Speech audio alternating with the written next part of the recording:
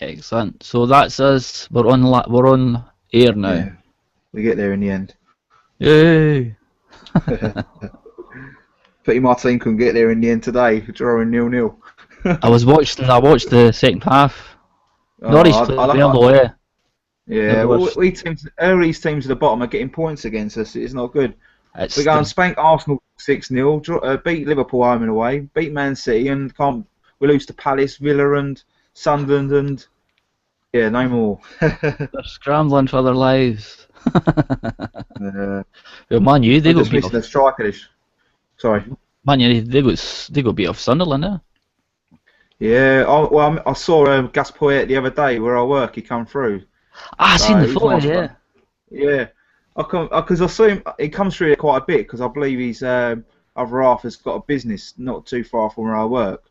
So I've seen him come through, but I thought, you know, what I mean, he's doing his thing. I don't really want to interrupt him, sort of thing.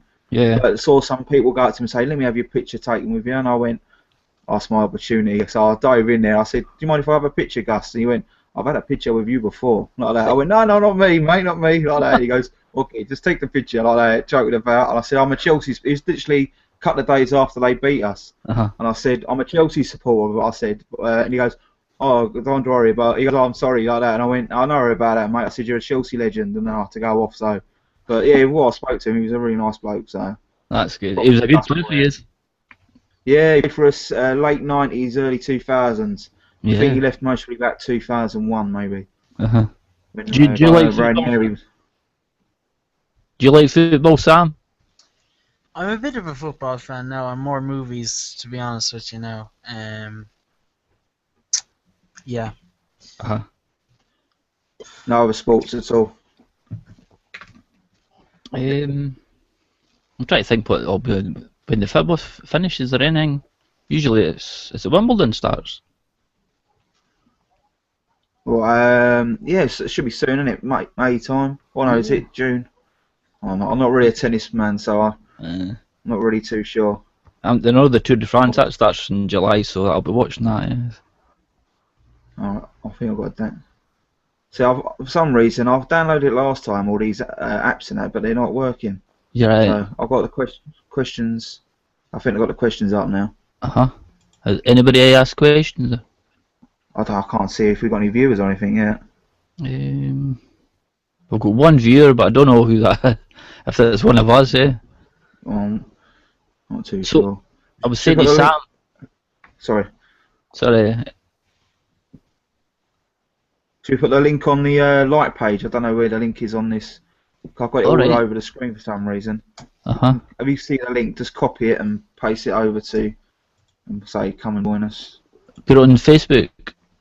Yeah, I'll put it on the like page. Hopefully they'll see it on there, people. Right, I'll do that. I've got the link. The link, see, like say at the top of the screen where if you put the mouse at the top and then there's a drop-down menu. Yeah, like a white bar. It's on that on my one, but normally at the bottom of the view account and then it says link. But for some reason mine doesn't want to. I don't know what it's on mine. Alright, there's one notification from Scott. Oh, here we go. I see his face coming up. Are we going to get the mic? No. Yeah. Is that Scott? You're Scott. Hello. There he is. Hey, what's up? Nice to finally meet you in person. This is our first time. Hey, Scott. Is it really? I know that I haven't done one with James but I didn't realize I hadn't done one with you yet. Nah, we haven't done one yet. I think the time I actually done it, I think you was unavailable. And the times you've done it, I've always been unavailable. So we finally met together. Good. That's great. Someone just updated me here. Okay. All right. Yeah. No, we're all set now. Excellent. I've been. How long did it take us to get underway finally? It took me 40 minutes to join the world of technology. That's the wonders of Google Plus. Can you hear me? Am I still here? Yeah. Everybody wants to talk with me today. What's up? It's my mom. I can call her back later. Oh, you Quiet. can't miss the call from your mum. All right, fine. Hello. Am I still here now? Oh, Can you hi. still hear me? Can I put you on speakerphone Yeah, I can for a see second? Okay, You hold still on. here, Sam? They say hello. Everybody is going to say hi to my mom in just 1 second here. Okay, can you hear me, Mom? Okay, I want everyone to say hi to my mom. Hello, Scott's mum. Hi, Scott's mum from Hi, Scott's mom. Can you hear? all the way from London, England. Hello to you. Mom, can you hear? Not very well. Oh, okay. How about now? Go ahead, guys. Hi. Hello there, Scott's mum. Hi from Ireland. Hi from Scotland. Okay, yeah. Unfortunately, she's having kind of a hard time hearing you, but she just called me. Mom, I'm in a live chat right now, live video chat with a couple of guys over in the UK. Okay, well, call me back. Well, can you? What's up? I wanted to talk to you about it. Oh yeah, next week. We should definitely get together. Yeah, well, call me back. So you've been watching anything, Ray? Okay, all right. I'll call you back. Okay, bye-bye. Bye. I was She didn't want to participate. I watched the Coen Brothers True Grit last night. All right, yeah, I've seen that. I really enjoyed that. And then I watched the original this morning. I've never seen the original yet. I've been tempted to buy it since I've liked the remake. But Oh, that's good. yeah, I've heard John Wayne steals the show in that. He's brilliant. Because I was going to do a Saturday night double bill. And then I've also got another one I was going to do. I've only actually done one video, and it was like I want to do originals and remakes. Just not to compare them, just to talk about the things that I like in both of them. Yeah. So I was going to do that, but I'm struggling to do any videos in a way. It's my, you know what it's like, your motivation. Yeah. Time and the energy to do it, I find at the moment. Yeah. Scott, do you know? Sorry, Scott, do you know Sam? Yeah. No, I guess not. What channel are you on? Sam is movie fan Sam. He knows all the sort of guys and that, so he's in the hangout. So. And hopefully we're gonna have. Cool. Is he? Sam, are you joining the channel?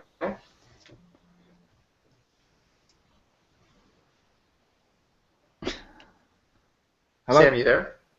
Can you hear me? Yeah. Great.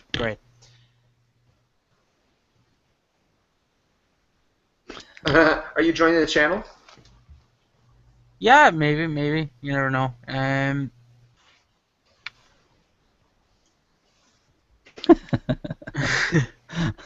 Poke your head up a little bit. I can't even see you.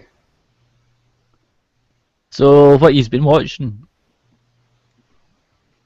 I was about to say I watched the remake of Old Boy, and then I watched the original Old Boy the other day as well. Cool. And I really enjoyed both of them. I know a lot of people strongly feel about the remake because of the love for the original, but I really liked the remake as well. Yeah, so did I. I thought it was good. Yeah, it was good. It's a twisted story in that, indeed. Though I was watching it, and then when it come to the twist at the end, I was a bit. I don't want to spoil it for anyone who hasn't watched it already, but put it this way, I was a bit shocked with certain things that went on in that movie. Is it? But overall, I did enjoy it. Is it pretty much the same story in both? Is there any? Pretty much. It is. It's sort of slight changes. Like instead of 15 years, it's 20 years, and instead of his name's Bert, his name's Fred, sort of thing. It's things like that. But it's I mean, if you're a type of person like me and find it hard to watch subtitle films or anything like that, then watching Old Boy, the remake, would at least get you to watch. Well, it made me watch the original by watching that one, so that shows what I thought of the remake as well. So the thing that I liked about the newer version was this fake television show that gets pumped into Josh Brolin's room all those years, and it details basically it's all this long campaign to mislead him as to exactly how things went down outside in the world. I saw they had a clip of it in the trailer. I'm like, ooh, that's cool. They got an actress to pretend to be his daughter, which is totally awesome. Yeah. Great way to misdirect him and fool him, I thought. Josh Brolin, he's actually in. I was watching him last night, obviously in True Grit. I like him as an actor. I think he's a good actor. Like, yeah. Yeah, I would have liked to seen him as Batman. I thought he would have been good as Batman. He would have been a great Batman, yeah. Yeah, I think he's got that edgy, growly voice and look. I think as well, because if they're going to go the route of in Batman versus Superman is him being a lot older, then I think he'd be ideal. Yeah. Because he's a lot bigger than Ben Affleck as well. So, but I don't mind Ben Affleck being Batman as well, to be honest. It'll be interesting to see what happens with Ben Affleck. Yeah. Someone suggested Timothy Olyphant as the new Bruce Wayne in Batman, and aside from the fact that he doesn't have a deep, gravelly voice, I thought he would have been a really good person to play that character. Mm. He's good in a film. It's called is it A Perfect Getaway? Yes. Yeah. He's good in that. Yeah. Have you ever seen Hitman? That's based on the game, eh? Yeah. Yeah, I've seen it when it first came out, but I haven't watched it since. I can't remember too much about it, but I remember some of the action scenes were quite good in it, but I don't necessarily remember the whole plot or story that went on. Yeah. He's sort of like an agent. I saw some of that movie, and I was, There was kind of confusing at the end when he's being hunted down by other agents that are like him, and in which they're all standing around pointing guns at each other. And I thought, wait a second, I thought that all the agents were just hunting him down. Why are they pointing guns at each other? That doesn't make any sense. Are they all trying to kill each other? I didn't get what was going on there. It's a cool looking image, but it doesn't make sense. I've not seen that film, but I liked Tim Olyphant. I think he's pretty good. He was good in Go as well, wasn't he? Oh, he was excellent in Go. Yeah, he got like Spike Hill was like a drug dealer, wasn't he? Yeah, and he was in Die Hard 4. Was it 4? Yeah, 4. Mm-hmm. Yeah, he was the best day of Die Hard or 4.0, wherever they call it, wherever you live. I think they changed it. They changed it over here, didn't they? 4.0. Yeah. I never get why they do that. In the States, it's called Live Free or Die Hard. Live Free or Die Hard. That's it. Yeah. You know, actually, that's the only Die Hard movie that got a less than an R rating here. It got a PG-13. They wanted to cut it back so that it could get more people watching it. So then when the 5th Die Hard movie came out, they had a marathon. You could go to the theater and see all 5 Die Hard movies basically in one day. And when you look at the ad, it's like Die Hard 1, R, Die Hard 2, R, Die Hard 3, R, Die Hard 4, PG-13, Die Hard 5, R. I'm just like, wait a minute, they released an unrated version on DVD. Why couldn't they just put that in the theater, for crying out loud? Why is the PG-13 version of Die Hard 4 the official version? Couldn't they just put the R? I mean, look, all the other ones are R. They could. Yeah, it's stupid. It's really stupid. No. Crazy. They say the last one bombed, eh? I haven't seen it yet. I've seen a little bit of it on cable, and let me tell you, within like 20 minutes, it's like I was completely bored. And I just knew it would be bad because of the director. He did Max Payne, which was also really boring. I couldn't get through that. Oh. Yeah. Ray, just don't see Die Hard 5. It's just awful. Just so bad. So bad. Yeah, I'm never going to see it. I'm never going to waste my time with that one. I liked Max Payne. Did you try and add Simon, Scott? Ray. Yeah, I'll try him again. I'll just invite him again. Who are you adding? Scott, we're gonna have Simon Says Movies. I don't know if you're a subscriber to him. And I'm sure Scott. I've seen him. I don't recall exactly. He's not one of the people. He's a good guy. Awesome. He actually put me on. I was saying to Sam, I watched one of his videos, and he was talking about buying Arrow films off eBay. He was getting films for like £4 or £5, so I put a bid in for City of the Living Dead, and I've won it for £5.60. So I was quite happy with that. I go through phases where I go on eBay and it's a case of watching it, and you sort of get that especially if you win something for really cheap, it really draws you on to go for something else. I find it really addicting eBay. Yeah. I've gone mad on eBay lately. I bought about 3 or 4 movies on eBay because they're like a couple of £1 and it's free post and pack. Oh, it's like, just bid on it. I don't even want to watch it, but I want to win it. I want to win it. So you're all watching Game of Thrones? Are you all into Game of Thrones? Yes. I'm on to season 3 now. I've watched about 2-3 episodes. So you're behind. I've just caught up with them. We're watching. We'll have 4 and 5. Is it tomorrow? Yeah. I got caught up last week. I watched basically the first 3 seasons in 4 days, and so I got caught up with the first few seasons of the current season, and so now I'm caught up basically. I'm all caught up the show. I'm watching current episodes, which It's is just great. amazing show. Yeah. It's one of them shows that even I'm at work or something like that, and I think about it, and think, oh yeah, that was good. I like that character, and I think it's a show that's really drawn me in. I haven't had this in a long time, and I'm thinking about a show doing other things.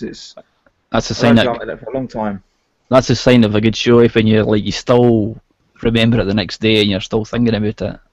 Oh yeah, definitely. It's like I was talking to one of the guys who I work with, and he's watched it. He's right up to date with it. And he says, "Where are you now?" He says, "Have you is something got?" Oh, he goes, "I don't want to say nothing." I'm like, "What? Just tell me." Oh, I don't know. Don't tell me. And he's like, "Has he got? Is this person got a scar?" And I'm like, "Yes." He goes, "Right, I can talk to you about this part." And I'm like, "All right, okay." And then he goes, "Oh, he's because the problem with Facebook and social media is all these spoilers that someone puts a picture up, and Yeah. I've talked to this about. James talks a lot. Me and I talked about this before, where people don't put spoilers up, and then just have a picture of a character dying or something, and you're like, why? You just want to press that delete button on that person there straight away, and it's just annoying because it's like exciting and get caught up in a moment of watching something, but you got to think of other people who have to watch these things on Blu-ray or DVD or whatever. I mean, but like Game of I know Thrones. one person. Sorry. Sorry, on you go, Al. Sorry. I'm rambling on. I know one of the major things that happens in season 4 already, and that's just it's annoyed me. But I think we all know, but it has annoyed me. But I'm not. The news was good. I know. It was like I've kept spoiler free from Game of Thrones, and it was like I was catching up season 2, then season 3. And I know there's a big plot in season 3, but I knew it, but I didn't know what it was all about. Yeah, same here. We seen that, and then I says, right, I've caught up. So I went onto the Sky website, and they've got wee snippets of videos, about the characters and stuff. Charles Dance comes on and gives away a major plot point in season 4, and I was like, couldn't believe it. But it was in the episode that I just watched last week, so I was like, it wasn't too bad. I remember when Aaron Eckhart gave away the major character in The Dark Knight. I'm just like, what is wrong with you? Why would you say that? Honestly, it's crazy. Yeah, they probably just see it from their point of view. No, it's like where they are at. It's difficult to know to gauge where other people are. No, it's like that's the thing about the social media. It's like because people can watch the shows anytime. You can't give away any spoilers, or you'll spoil it for anybody. Yeah. Yeah, I try not to say stuff like that, even if the movie's 10 or 20 years old. Yeah. They spoiled Titanic for me when I watched that before. What? The ship sinks? Holy crap! I didn't need to know that. Why'd you give that away? Like that. Is there no new film called Pompeii? The guy's like that. Yeah, it was the guy that plays Jon Snow in it. Yeah. Right. They missed out on a good tagline they could have had with that. It's like, by the end of this film, he'll be glued to your seat or something like that, or he'll be frozen in time. And the guy that Jon Snow, you know the guy that played Jon Snow, he was actually on Channel 4. Is it Channel 4? The news program where the TV news guy's called Jon Snow, and he was getting interviewed by him. At least they didn't call him the bastard. Yeah. Although some people might. Yeah. I am eagerly awaiting Daenerys to finally join with all the other characters because she's had her own separate storyline practically throughout the entire show to this day. I just, wonder how long it's going to take for her to start interacting with the other major players because it's like her own separate show practically, That's what's great about it. It's like the different locations are amazing. It's like you go from like what's supposed to be like the Far East to the North, Alaska or whatever. That's what makes the show, I think. But there's nobody safe in it, and there's no good guy, there's no bad guy. That's like the Kingslayer at the beginning. I hated him, and then when what he went through, you followed his story, and it was like, he's okay. He's a good guy, but you just know that he's gonna once he gets home and stuff, he's gonna be a. You think that Bran will eventually become the king of Westeros? Who's that guy? Bran, the kid who can't walk anymore. He's the young son of Ned Stark. And I'm just wondering, out of all the characters who are trying to get to the Iron Throne and to rule Westeros, I'm wondering whether or not it eventually will turn out to be him. Is it written in the books who actually becomes the king? Haven't read them, and probably don't want to if I'm going to keep up with the show. Because all of his older brothers are dead. So spoiler alert! What? Oh! What are you talking about? I thought you watched that already. I have, but if there's any viewers... You're okay with us, right. Scott. Who did I say delete button? Where's the delete button? Right. I apologize. No, for us. Who did I ruin the experience for? It's just everyone else watching. Sorry about that. Yeah. Okay, I'll cut off my head. You come over here in Chicago and cut off my head. I deserve it. Great. Yeah, I'm great at doing that with movies, not so much with TV shows, right? Talking about probably Bob Hoskins, Yeah, very sad news. Very sad. I was planning on doing putting up a review today, but I'm halfway through watching the film. I ended up watching Chelsea. But I'm watching Bob Hoskins in Unleashed. Is that the Danny the dog? Yeah, that's it. Yeah. But I was looking on like IMDb, and the actress that's in it, she's actually going to be in season 3 of The Walking Dead. So I was like, no, because I'm always interested in the different actors and stuff. Is that Kerry Condon? Is that her name, Sam? Yeah, she's actually Irish. Ah, of course, yeah, that's Tipperary, I believe. So she's appearing in season 3 of Walking Dead. So that's quite quite interesting. She's a great actress. actress. An American in Unleashed. She plays an American, but she's Irish, Sam, eh? Yeah, she is. She's Irish from Tipperary. Yeah. I wasn't familiar with her. I don't know that I've seen anything else she's been in. Yeah. I'm trying to think. Believe it or not, actually. She was actually in This Must Be the Place, eh? Yeah, she was. Yeah. I can't remember what character she was on. She was in what's it in season 3? She's in Walking Dead. Yeah, I think she plays as it Claire. Is there a Claire in it? Or? Let's see, Kerry Condon on The Walking Dead. I'm looking on IMDb just now. It's the Bible Clara. for everyone. Clara. I'm gonna have to get a picture up. Yeah. So I'll maybe put up a review during the week because I'm struggling to get the motivation to do reviews. Yeah. Well, I had family come down on Friday, and it was just a hectic day all day. And then like they come down, and it was just, and they kind of staying over as well. It was a case of trying to find that time to record something or upload it, and it's like sometimes I try and do a video, try and record it, and then upload on the day, but it's been mad lately. Yeah, it's mad. That's all right. They're not important really. Yeah. No, the big the big picture and stuff.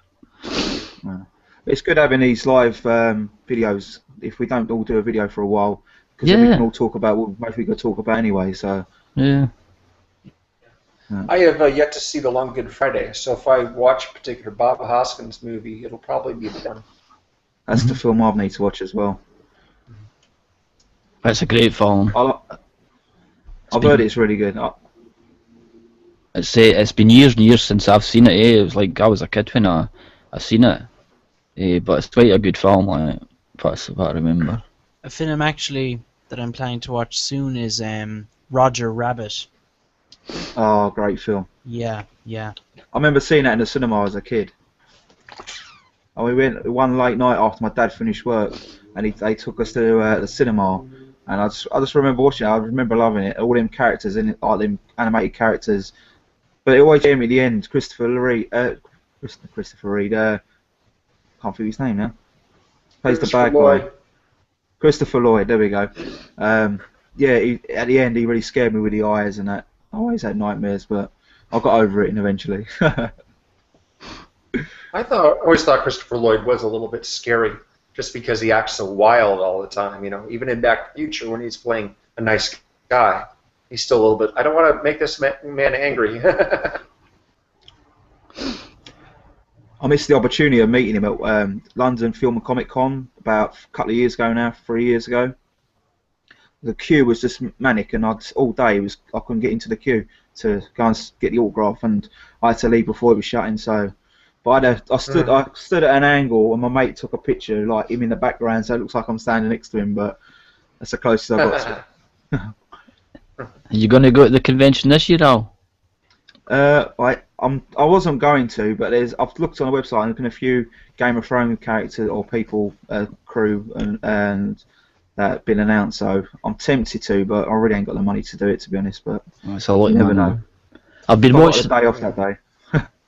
I've been watching a lot of YouTube videos about the conventions. There's one in Glasgow in about 3 months' time, but it's tiny. There's only a couple of celebrities going to be there. But I was watching all the ones for this year, and how much they're taking for autographs. All the Game of Thrones ones, their autograph prices are sky high. Well, not sky high, but they're high. They're the highest, and then you've got like the regulars. Your Kenny Bakers, they. You find the ones who go all the time. Kenny Baker is at anyone. I think he goes to an opener of an envelope, that bloke. But last time I went to see people signing autographs at a comic convention, there was actually some people who were just basically signing them, and you just basically you paid for the picture if you didn't already have one, but you couldn't take pictures with your own camera when you went to see Michelle Rodriguez.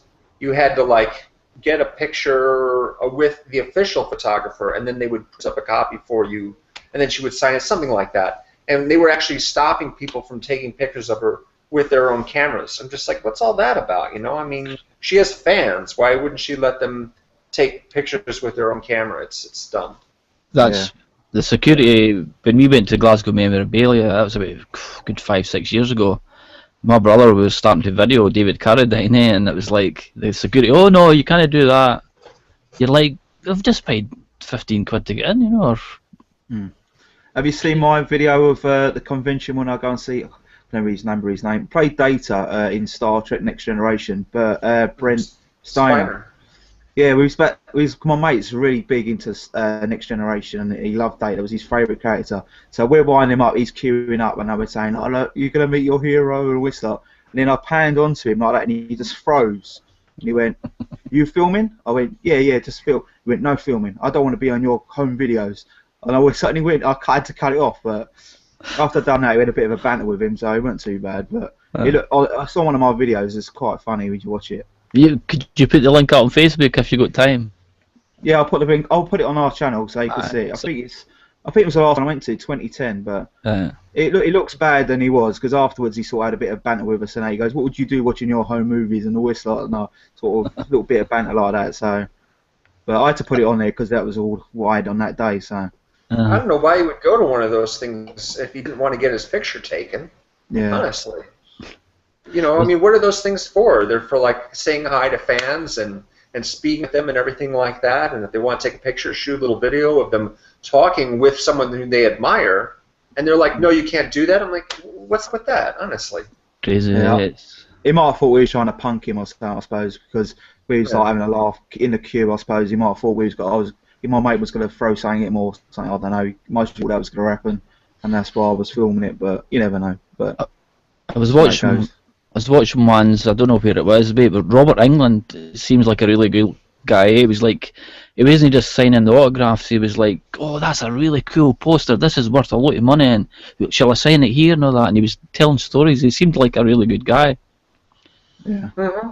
Yeah. You see a lot of people with like the pictures they've uploaded with Robert England, and he's always doing great poses. Always like people have got him in an headlock and stuff like that. And you think, I mean, some people would never be able like that at all, would they? They'd just like stand next to them like really still. Yeah.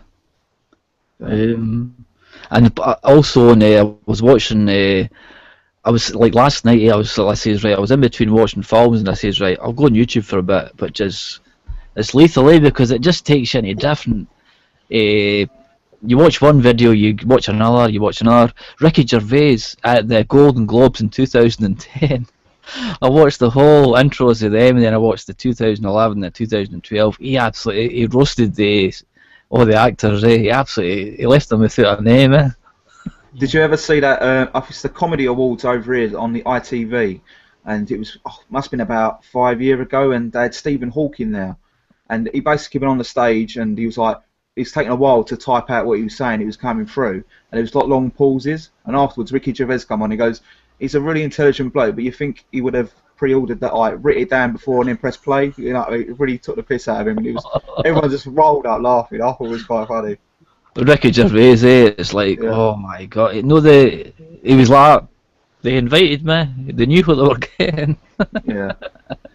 He's one of them blokes you want to hate, but you just laugh at him so much. It's just, What do you think of them, Scott? Ricky Gervais? You like Ricky Gervais? I've seen just a couple of things that he was in. The movie that he directed and starred in called The Invention of Lying, I thought was actually pretty bad. But bits of him, clips of him here and there. I never saw his television shows though. If I have remember correctly, he played the boss in the original version of The Office, correct? Yes. Yeah. Mm-hmm. But he's like... I never saw any of that. Yeah. When he went to Hollywood, he was making all these films like Night at the Museum and stuff. And I think like the Hollywood producers thought, here's a talented comedian. He did The Office. He's a good guy. But his one-man shows are just totally different, Yeah, he sort of really goes into subjects, doesn't he? Just keeps on talking about that certain subject, or he's got it's like it's not like punchlines. It's just like witty, like I don't know. It's hard to say. It's not like a proper comedian saying, "I don't know, knock knock, who's there?" or whatever, and it's just literally a speech, and he's just like so funny things in that speech. The best comedians tell stories. They don't just tell jokes one after the other. They tell stories that have funny bits in them. Yeah. It's like Billy Connolly and that. They tell jokes, but they're observationalists. They make life and then they make it into a funny situation. That's what Ricky Gervais is like. Yeah. But he absolutely see all the celebrities. He was like, what is it? Yeah, we watched it. Everything's 3D this year, isn't it? He says and he was rhyming off all the things, and then he went, yeah. He says, and have any of you seen The Tourist? He says, yeah. He says the 3D characters, he says, pity they never had them or something like that, and he was like tearing that film to shreds, Oh, come on, he says, I haven't even seen The Tourist, he says, mind you, neither has nobody else, it's like, absolutely destroying them. That movie deserved to get all the wreckage that he could dish out at it. A terrible movie,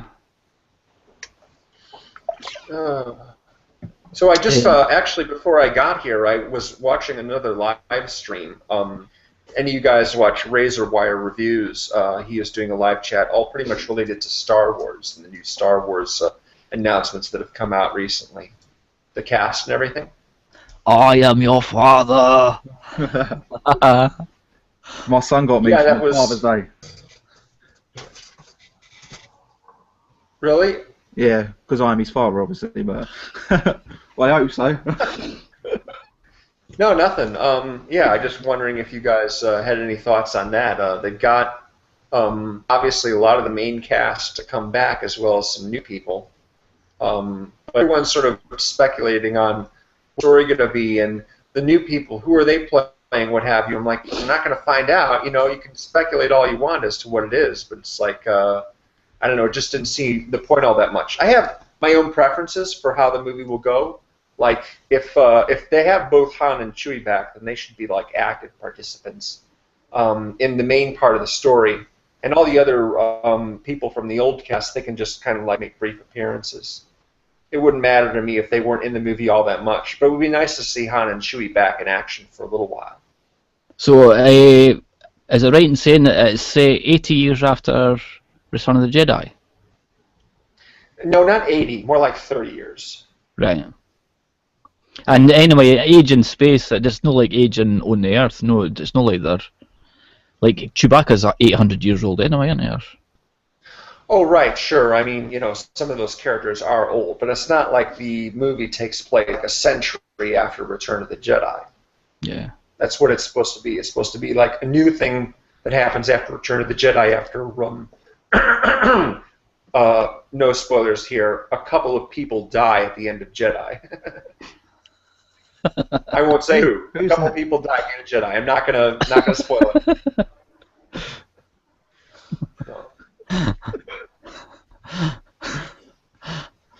But one of the guys from Attack the Block, which I haven't seen, is playing one of the new people in it. You guys have seen that one, haven't you? I haven't seen Attack of the Block. No? No. You seen that, Sam? Yeah, I have actually. Yeah. It was. I actually really enjoyed it. It's set in London, I think, isn't it? About like a cancer state, and you got some alien comes and attacks them, and they're like these young guys who have the pleasance of seeing me most of the days walking around the streets. Yeah, it's set in South London. Oh yeah, so from my neighbourhood wood, from my area, as they say. What's a cancer state? Council. Cancel. Cancel. Cancel. I can't. It's my London accent. Got you explain right. It's like a local community. Poor people. Oh, council? Council. The poor. Yeah. It's the poor. Oh, okay. The poor. Right. Well, I that's what I understood about the story. It was about basically a bunch of kids in a street gang that end up finding out that aliens have come down, so they beat back the aliens. Just cool idea. Yeah, I've never seen it. Joe Cornish, is he no in it, or did he write it or something? Joe Cornish directed and wrote it.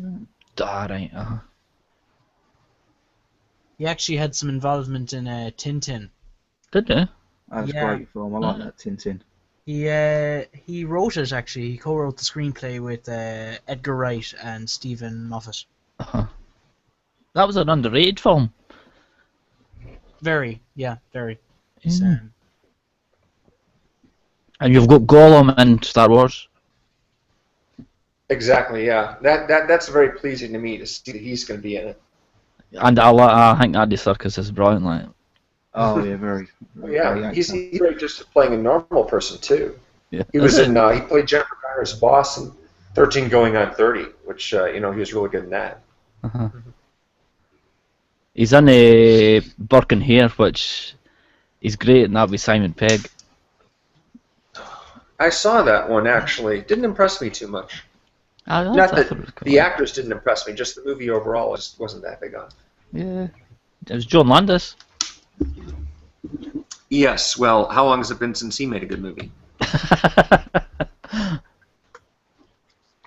Is it about dead bodies or something? The last movie I remember him directing was Innocent Blood in '92.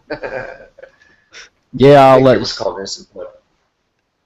It's based on real life body snatchers, Burke and Hare, but it's obviously it's a comedy. It's but they filmed it just up the road from me. They filmed it 3 miles from me, or well, a lot of the castle scenes. Sure. Yeah. But it'd be funny if Hey, we had. Ray, are you checking out Under the Skin? Is it? I don't think it's been released here yet. Or on Really? DVD. No, it was filmed in Glasgow. Yeah. Has it been released on Blu-ray or that yet, guys? Or Not yet. Not here. No, it's still in the theater here, actually. It's Right. it's getting a UK release in a month or two, I think. In Oh, May, good. I think. Yeah, there's a very, very odd movie, but I It's figured really you might be interested in seeing that one. Yeah, think it is. It's Sorry, a very, Sam. very, very strange film, alright. But I'd say definitely check it out. Definitely go check it out. It was limited release when it was released. I'm imagining it'll be like a Nicholas Roeg sort of film. Have we got many viewers, Ray? Sorry. I think it says one viewer. We've not got any questions or that. No, that's what I was just saying. Yeah. I put it on. If I put it back on our. I tried to put the live link in. I page, don't know no. if it was. Yeah, it's too bad. Last time we did this, we didn't get any questions either, which is kind of a shame. No. So you're watching any TV series just now, apart from Game of Thrones? I have been keeping up with a few different series. Mad Men just got underway again, and they've aired 3 episodes so far, and there's a new one tonight, so I'll be keeping up with that. And The Big Bang Theory, and The Blacklist with James Spader, and Agents of S.H.I.E.L.D., of course. I watch that every week. What about you, Yeah, I have a Sam? fairly active viewing schedule right now. I actually bought the complete Blu-ray set of Friends recently, and I'm digging my way through that soon. You can't go wrong with Friends. Yeah. So I'm curious about that, actually. About how they package a Blu-ray of a sitcom, because each episode's less than half an hour with commercial breaks. So how many episodes did they actually put on a single disc? I believe with the Friends one, there's about 15, 20 episodes on the disc. Oh. Nice. That's a good use of space right there. Good use of space. I mean, it's a sitcom, so it's not like you need super high definition image quality in order to really enjoy it. So yeah, that's good. I'm glad that people are taking Blu-rays that way. Yeah. Because normally In fairness to Warner Brothers, they're doing a good job on some of their back catalog stuff. Cool. They recently released Get Carter on Blu-ray. That's a Uh-huh. great film. I won't let me copy the link to put on the light page. It's not working for some reason. I presume, of course, you're talking about Michael Caine and Get Carter, not Stallone, right? Yeah. Still. Yeah, Get Carter. The Stallone version of Get Carter airs on cable all the time, but not the Michael Caine version, which pisses me off. Plus, they'll show the remake of Psycho with Vince Vaughn instead of the original. I'm just, what's wrong with the original? Why do you keep showing the remake that no one wants to see? We've got more views than that, and we've only got one. Yes. Adrian, I'll be cut down. Right.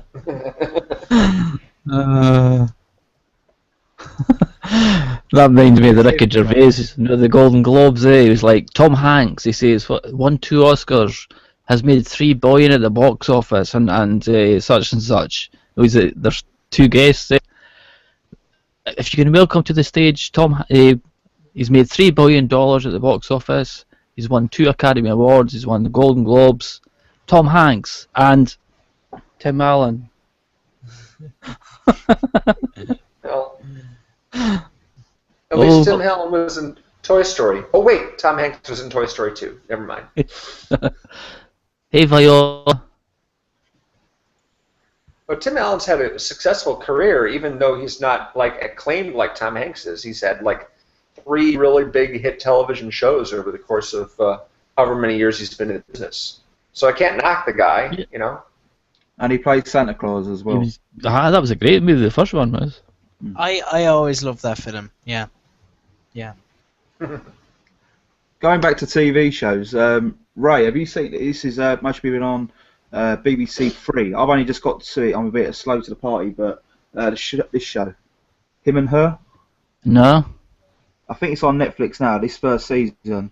So it's so funny. It is very funny. Very British humour. Very British humour. I'll keep an It's eye out. got this boy who's been taught me.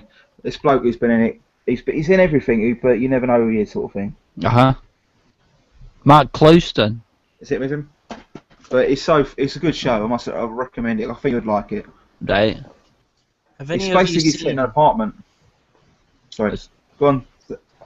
Have any of you seen Scorsese's Hugo? Yes. Yeah, I only watched that there now the other night, and very, very good film. Really enjoyed it. Yeah. Yeah. The visuals on it are amazing. Sacha Yeah. Baron Cohen's good. I watched it in 3D, and looked very, very, very good. I was watching it in 3D. I've only watched it in 2D, but now I've got the 3D TV. I'll just give it a go. But yeah, really, the visuals in 2D were amazing. So I'm open to the 3D. They're even better. So we've got. It does look nice. I got to see it in the theater in 3D, and yeah, it's a very, very good looking movie. That's for sure. So we've got a question from Viola. Awesome. It says, "I am stoned and stumbled upon this. What you guys talking about?" Movies and TV shows, Viola, excuse me. Movies and TV shows. That's what we talk about here. Spoiler free. Yeah. Just don't ask Scott about the Stark brothers. Don't ask me about anything. I'll blab. Thank you for watching us. Yeah, thanks, Viola. Thanks. Yeah. Number one viewer. I was watching The Treasure of the Sierra Madre yesterday. Humphrey Bogart. Absolutely brilliant. And then on the Friday night, my pal came up and we watched The Wild Geese. I've got a couple of stories about them. It was like, like I says, when you watch a film, I'm always on IMDb, watch like to get the trivia and stuff, yeah. So The Wild Geese had like Richard Burton, Richard Harris, all the Hellraisers, but they were all on the wagon. They weren't drinking. So they were like, because they couldn't do that. No, they was like they were getting their money. They weren't getting their money if they were drinking. So it says they were like free. So, but they ended up smoking all the local weed. So they were high as a kite when they were making like the Wild Geese and stuff.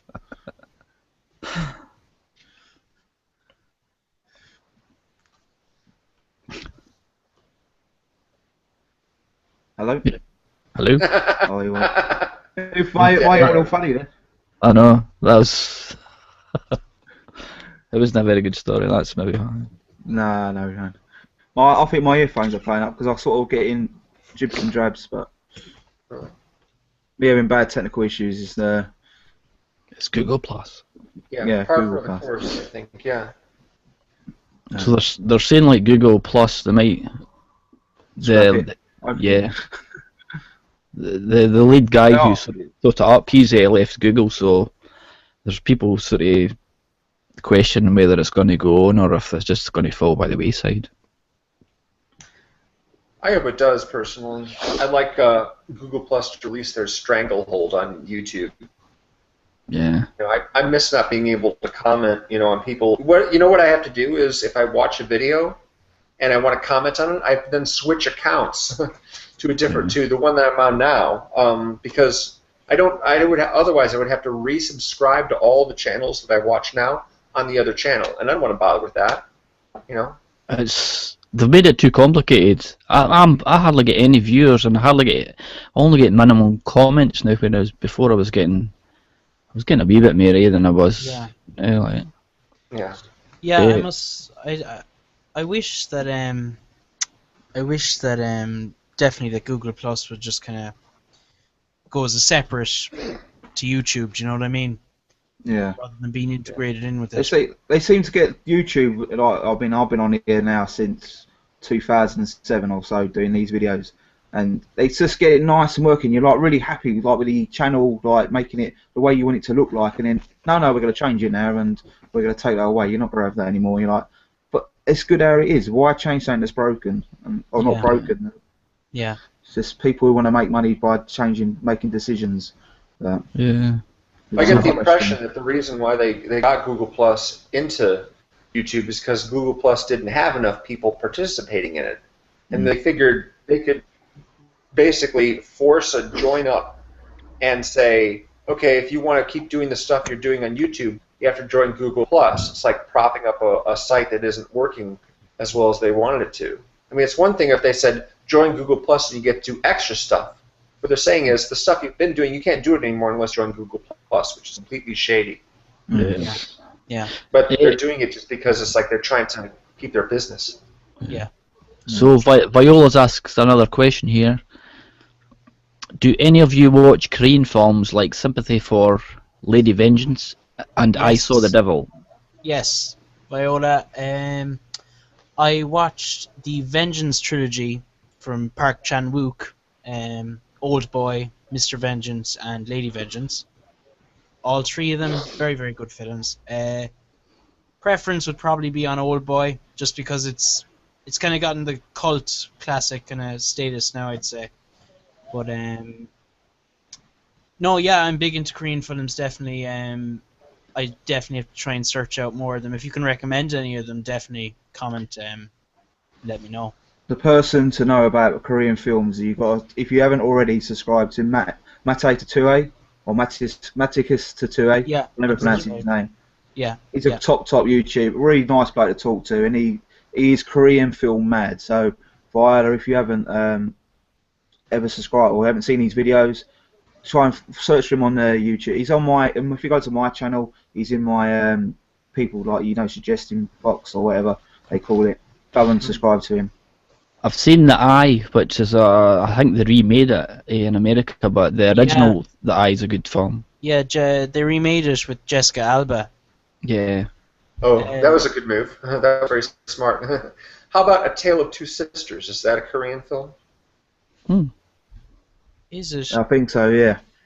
I've never seen it, but I think I was nearly purchased it in a CX the other day, but I talked myself out of it. Yeah. I was in a That's lazy. one where that's where I've just seen the remake with Elizabeth Banks and David Strathairn. So I haven't seen the original, but I'd like to because I did like the remake quite a bit. I like the story. So that it's a original film that I'm going to have to look at. Was the remake the one? I forgot the title now, but it's about family or something. It's called The Uninvited. Oh, The Uninvited with Is that the one with Elizabeth Banks? Yes, that's right. Yeah. She's the stepmother, and Emily Browning and Ariel Kebbel are the sisters. Yeah, I thought that was. I enjoyed that. I don't know. Yeah. So we have got another question. Viola again. I am still waiting. Someone who's just joined up. We have Movie Cave Dave. Movie Cave Dave, the legend that he is. Is he on there? Yeah. He was a second ago. Here he is. Hi, Dave. What's up, Dave. guys? Hey, Dave. How you Alright, doing? mate. All right, big man. Nice to see you, mate, in person. Cool, no worries. Magic.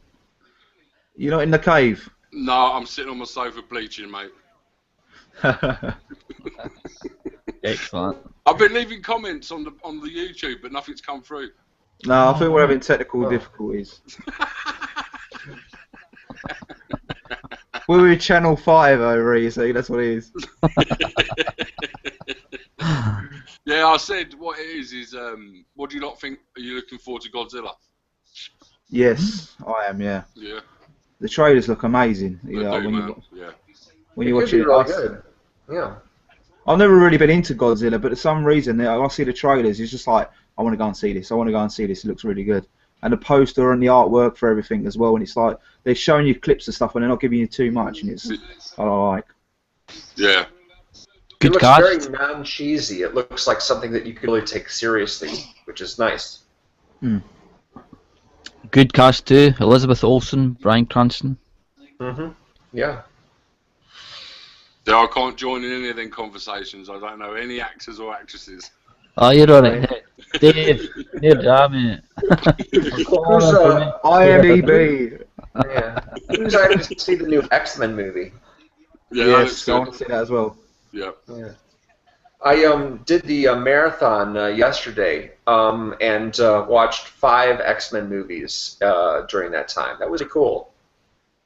Enjoyed seeing the progression of all those storylines. Was the highlight X-Men 3 and X-Men Origins?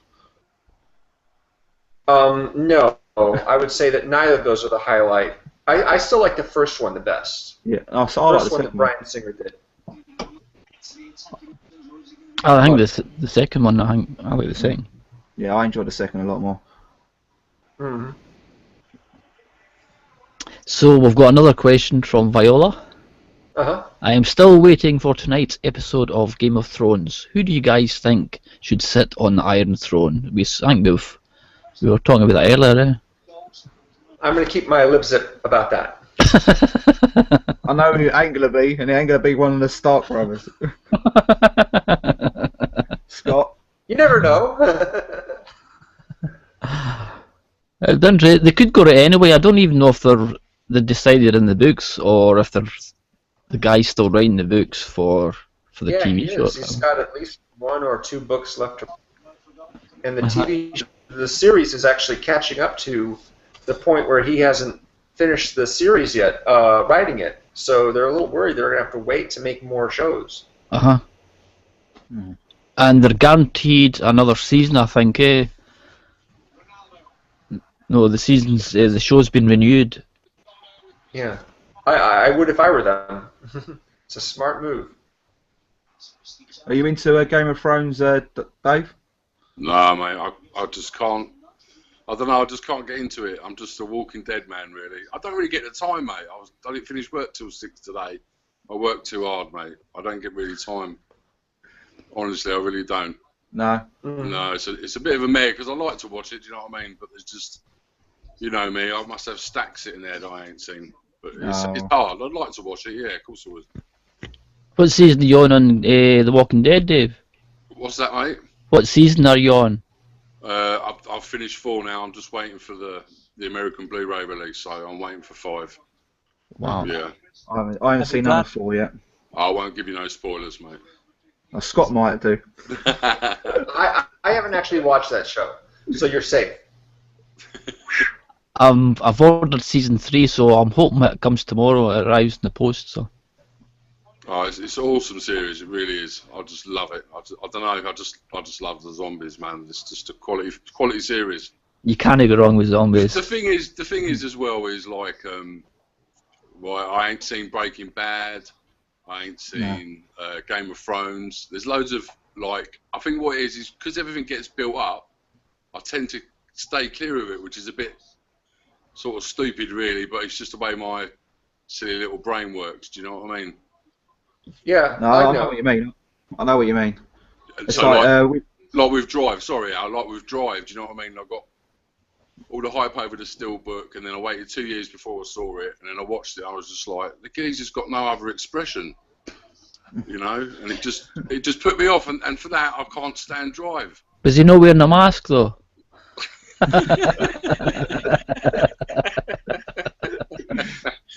And then I watched Only God Forgives or anything. But I own them, but I haven't watched them. It's just he's put me off. His acting. I watched a bit of that Gangster Squad. Oh God, no. Yeah. I like Gangster Squad. I liked it. His facial expression don't change. It's just the actor. Do you know what I mean? I'm sure if they put another actor in there who had facial expressions, I was just so disappointed with Gangster Squad. I really was. All of it. All of it, yeah. It was. I mean, it had a great cast and it had really good things going for it. I was just underwhelmed by it. Do you know what I mean?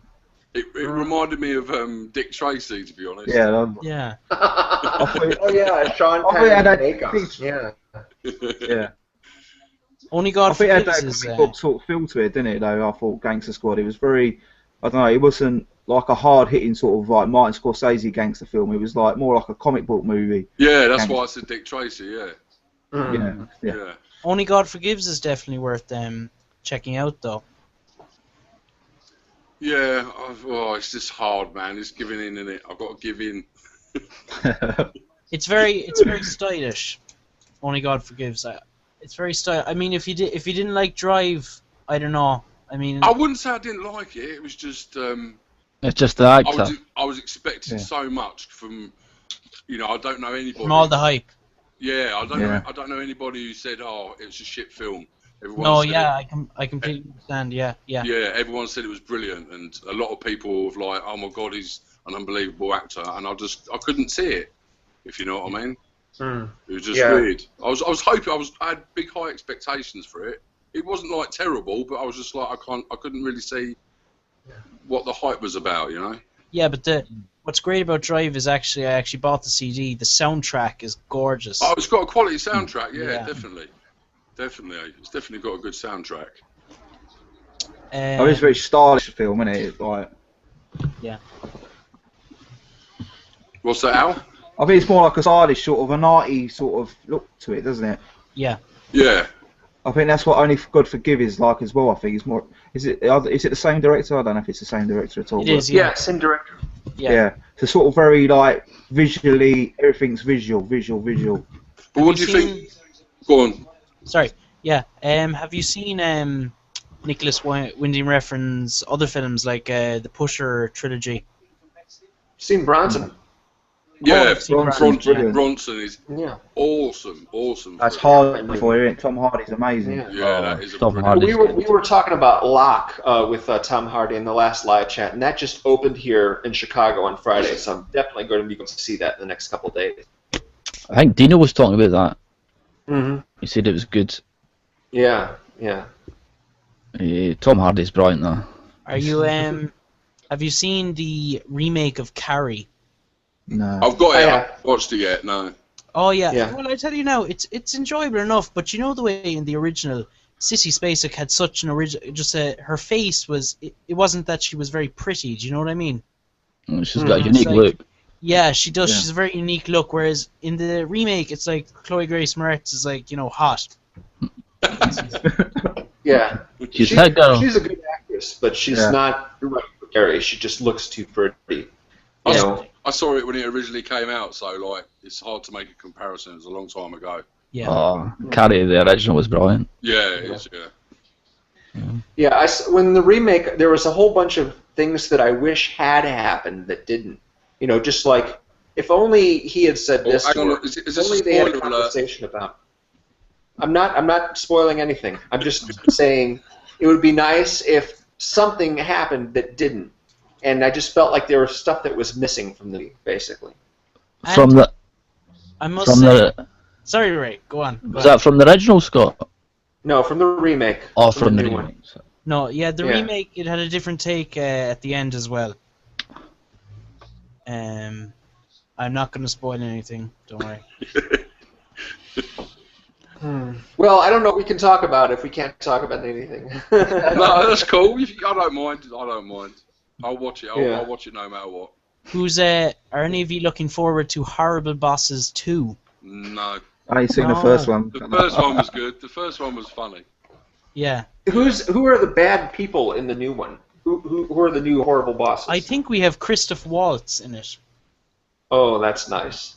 Yeah, That is it's cool. a good choice. I'll just see now.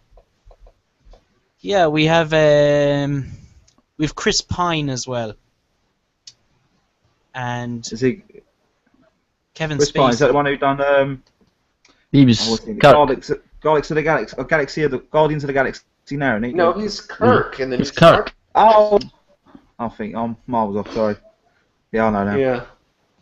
Well, I could see him as a jerk, sure. You know the thing about Christoph Waltz is though, I mean, after Django Unchained, after Inglourious Bastards, I'm like, this guy's amazing. I can't wait to see him in more stuff. And then he was in the Green Hornet, and I'm just like, oh my goodness, is this the kind of stuff that he's going to be making now that he's got name recognition? And oh my goodness, it's just like the only good parts he can get. Although he is the lead in the new Terry Gilliam film, and that's exciting. Yeah. Have any of you seen Calvary? Calvary. No, I don't know what that is. No. No.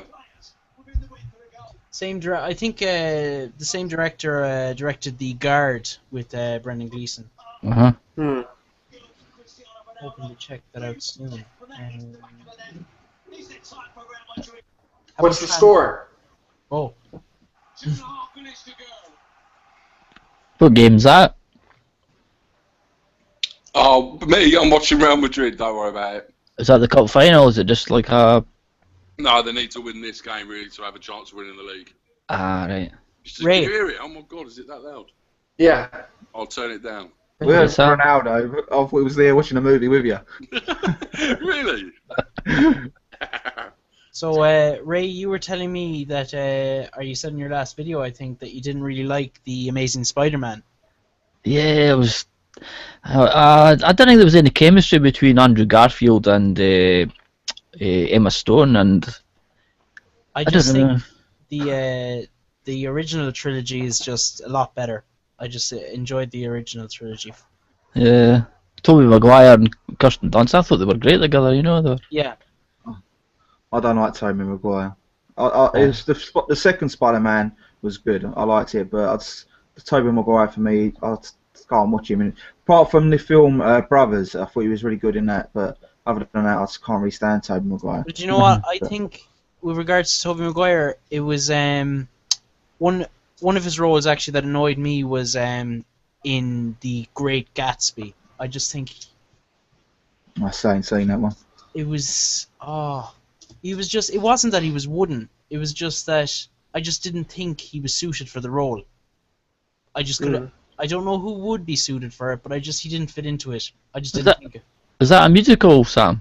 The Great Gatsby. It's Baz Luhrmann's remake. Nice. As I go, singing. Yeah. It's musical. No, I wouldn't say it's a musical. No.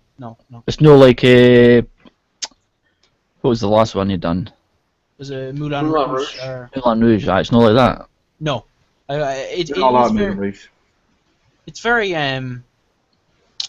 stylish, like all the clothing in it and everything, very stylish.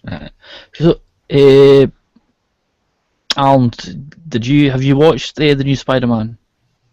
I haven't seen a new one yet. I'm hopefully going to see it over the next week or so. But I like the first one. I thought it was although it went back to the origin story, which I thought was a bit. But I suppose I think it was you talked about in the last one that it's been 10 years. They said, and case of a lot of the younger generation actually didn't see that original, and it was basically bringing it to them. But I thought I liked, as you said, the tennis player Murray as Spider-Man. Andy Murray as Spider-Man. That is really good.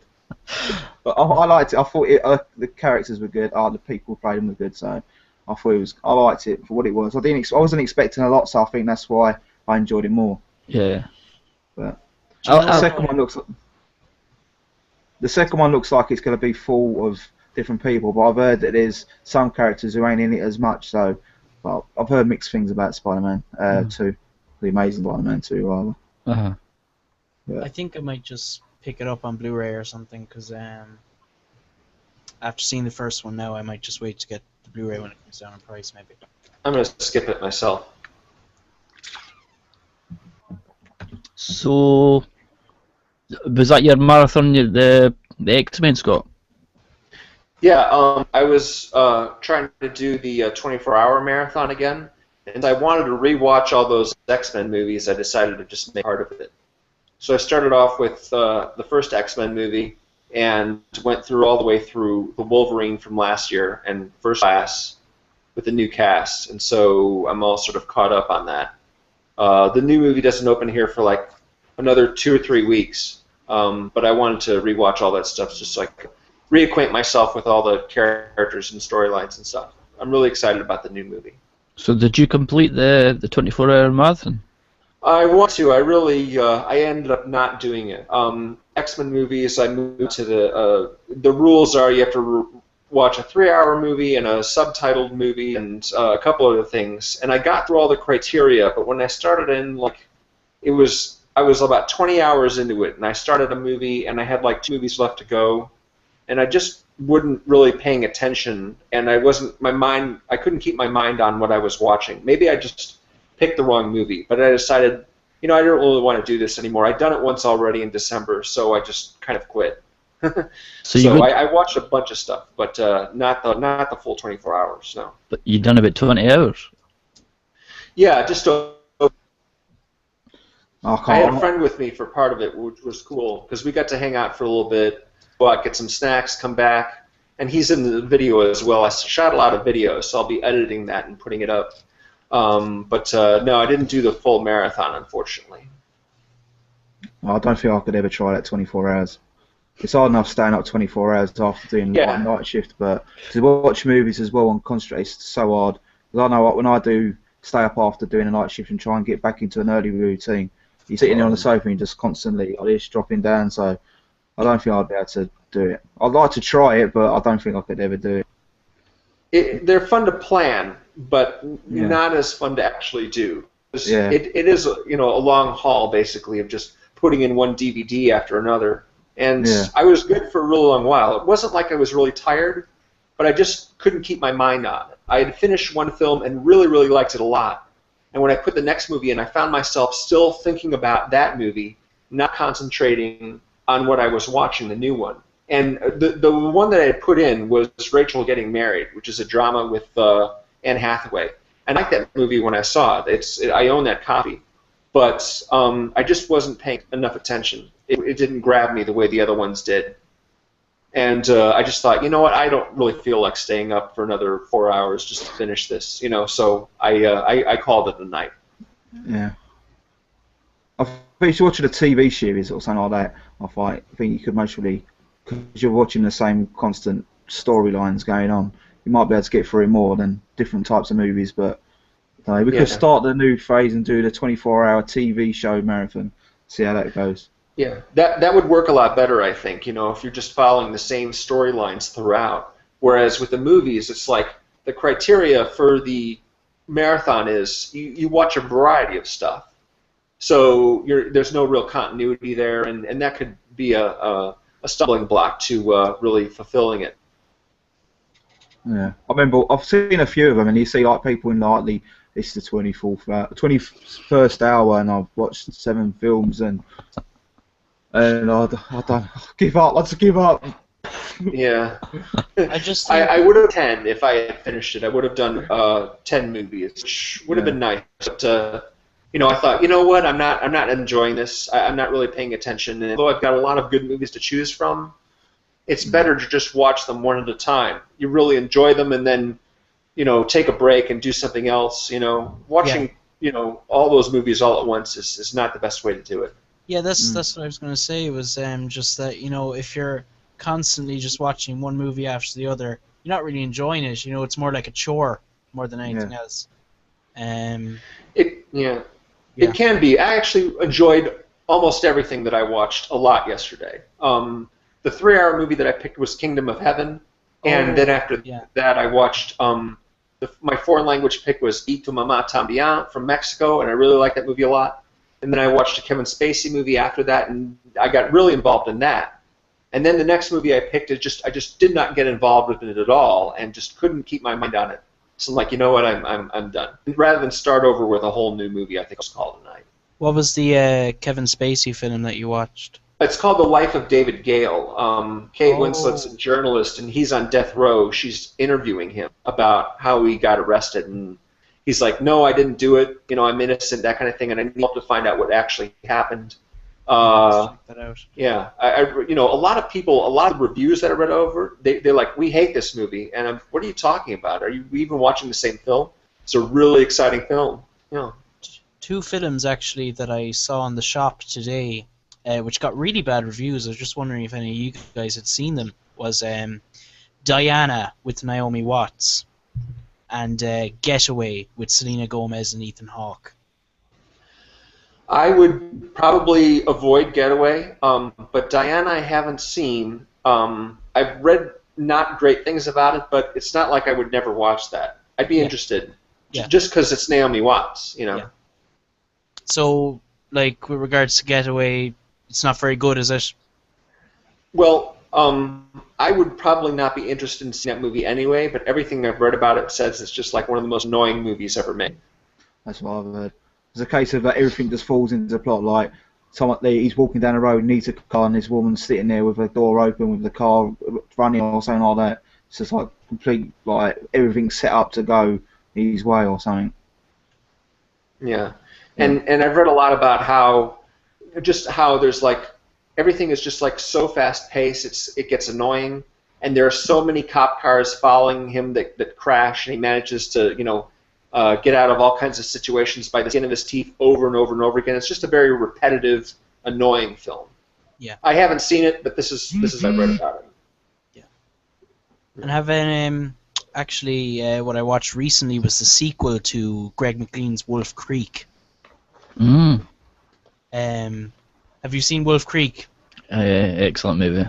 Yeah. Yeah, the first one I liked a lot. Yeah. Yeah, there's just something, just so you're just so isolated in the Australian outback. Do you know what I mean? It's very good setting for a horror film.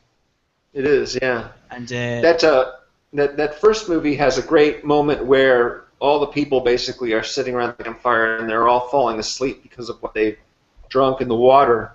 And the next thing you see, it's night out during that scene. And the next thing you see is the sun going down and it's night again. I'm like, oh my goodness, they've been asleep that whole time. They missed an entire day. What's been happening?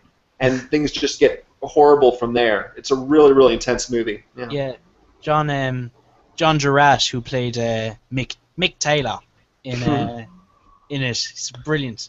It's great how at the beginning he's like, hey, bloody good bloke, isn't he? And then he's like, you just think, oh, great guy, but you didn't realise what he's done.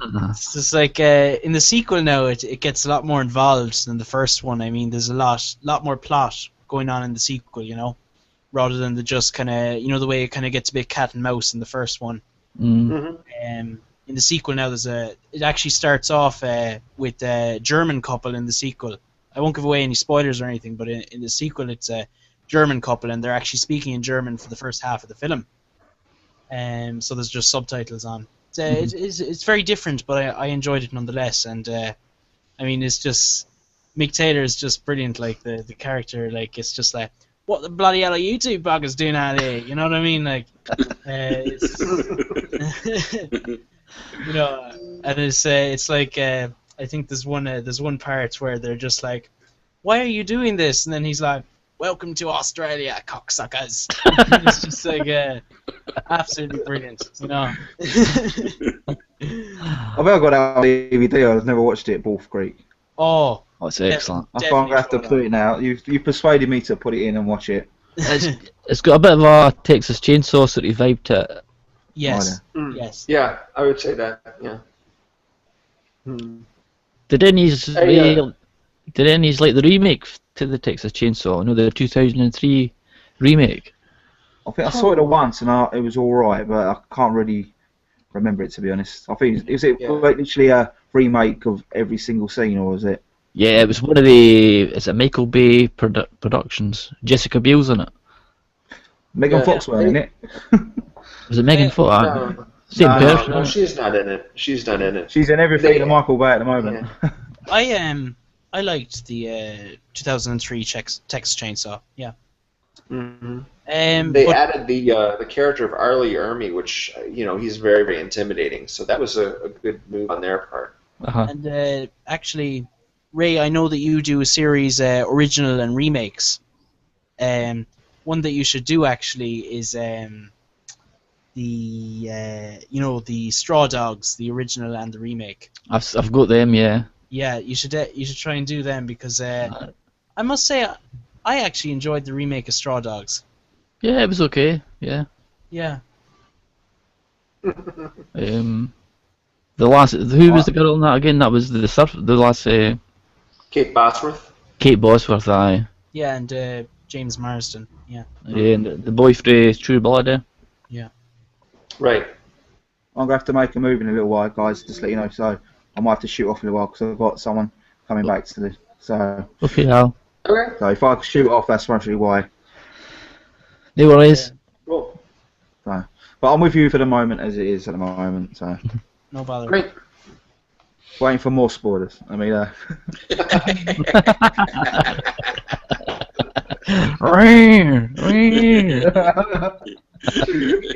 You ought to change the title of this chat once we're done. Scott ruins Game of Thrones. Don't watch. Yeah. So. So, Al, Al, let me check in with you about Bob Hoskins. Are we making that for the collab? Yeah, I think I mean we should do it. I think we should make a whole week to it. To be honest, I think Right, I we missed should a do week, that. so I think we should. I mean, he deserves a review every day at least, and because I mean, legendary actor he is, and I was to say earlier, I liked his performance in Hook as Smee. I thought it's so funny his performance in that film with I can't remember who plays Hook now. Dustin in my Hoffman. head. Dustin Uh, Hoffman. It's a great duo. It's a great film. so I we, think I've just had an apostrophe.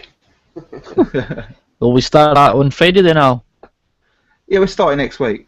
Aye, We'll I'll start next keep week. my review for next Sunday then. Yeah. That So sounds we've done good. this, so I mean, if anyone wants to do any review this week, it can do so. But we're doing it next. We'll start from Friday and give a proper Yeah, review Yeah. for Bob Hoskins. that sounds good. We had a theme for this week. I don't remember what it was. It might have been evening, I'm not sure. But we have a couple of birthday weeks coming up Yeah. My birthday's for next. guys. Right, exactly. Yeah. I'm So, not changing my age. so though. this Friday, yeah, this Friday is the 9th. So we need to do. Yeah, we've got. Is it your birthday that's on the 14th, Al? 14th, yeah. 32. Okay, yeah, I think. and James I think is the 1st, the week after. So we've already got a couple themes for this Friday, but I guess we can do if people want to do Bob Hoskins this week. You know, Yeah. since we haven't really done anything yet for this week, we Yeah. might as well do Bob Hoskins. Yeah. Okay, yeah.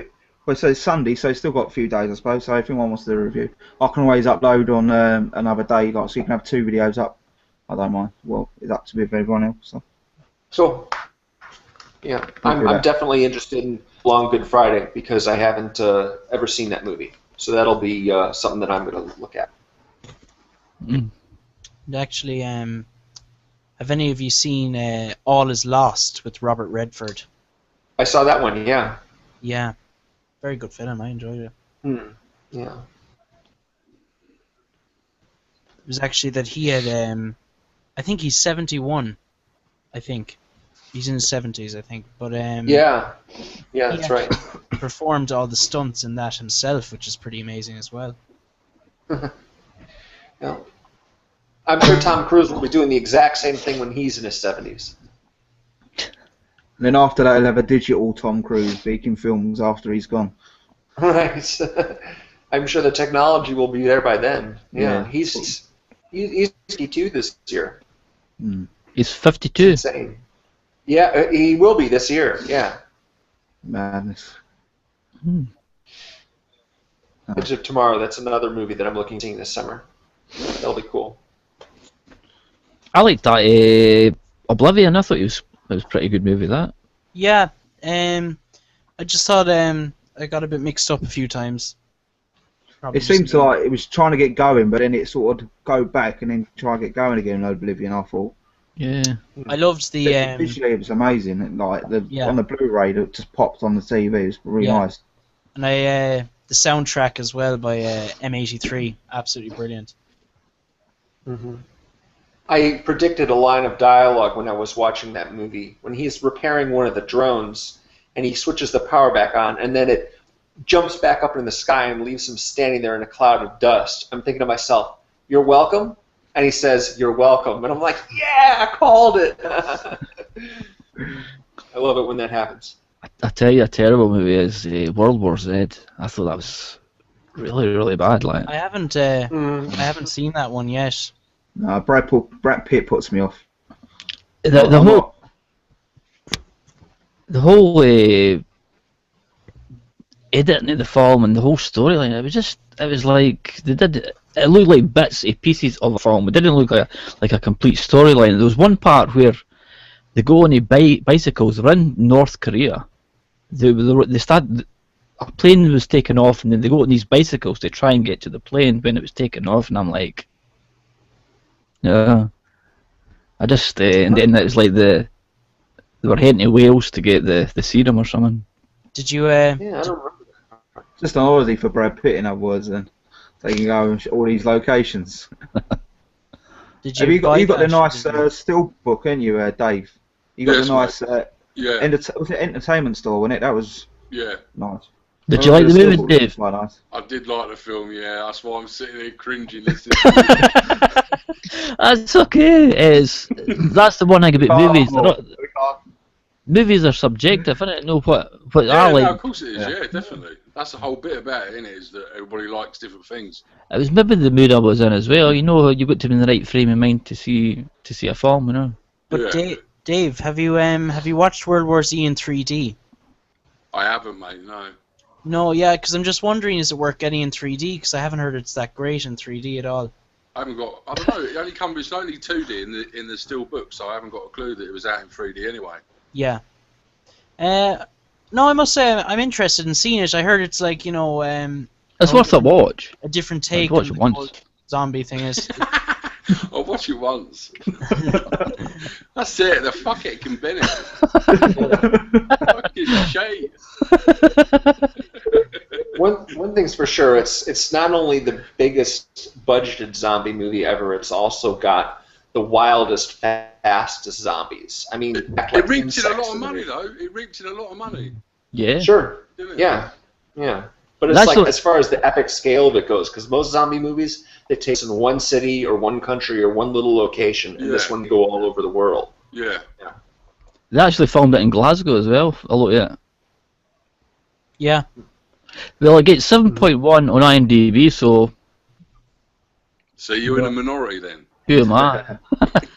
No, yeah, I mean, it had gotten good reviews. Well, it had gotten mixed reviews. Had it? I think it had gotten mixed reviews. Right. But Brad Pitt for me, he either plays a really great role, or for me, I just can't get him in the films. It's like 12 Monkeys. I think he's excellent in that film.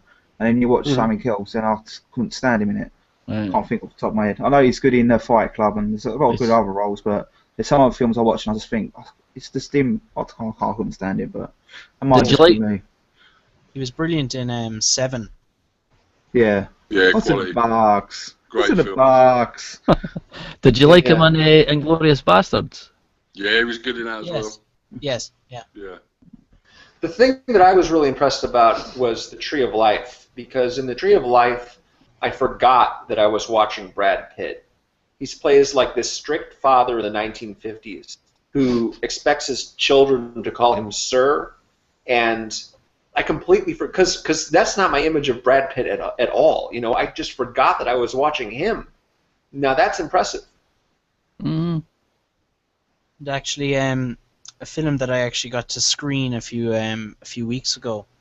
It isn't out here, I don't think, in the UK or Ireland for another month or two. But is Joe with Nicolas Cage. Uh-huh. It's absolutely brilliant. I mean, Nicolas Cage. All the hate that guy gets, it's just he's back on form. Really, he really is in this film. Really should go check it out, especially you, Scott. I think it's out in the US.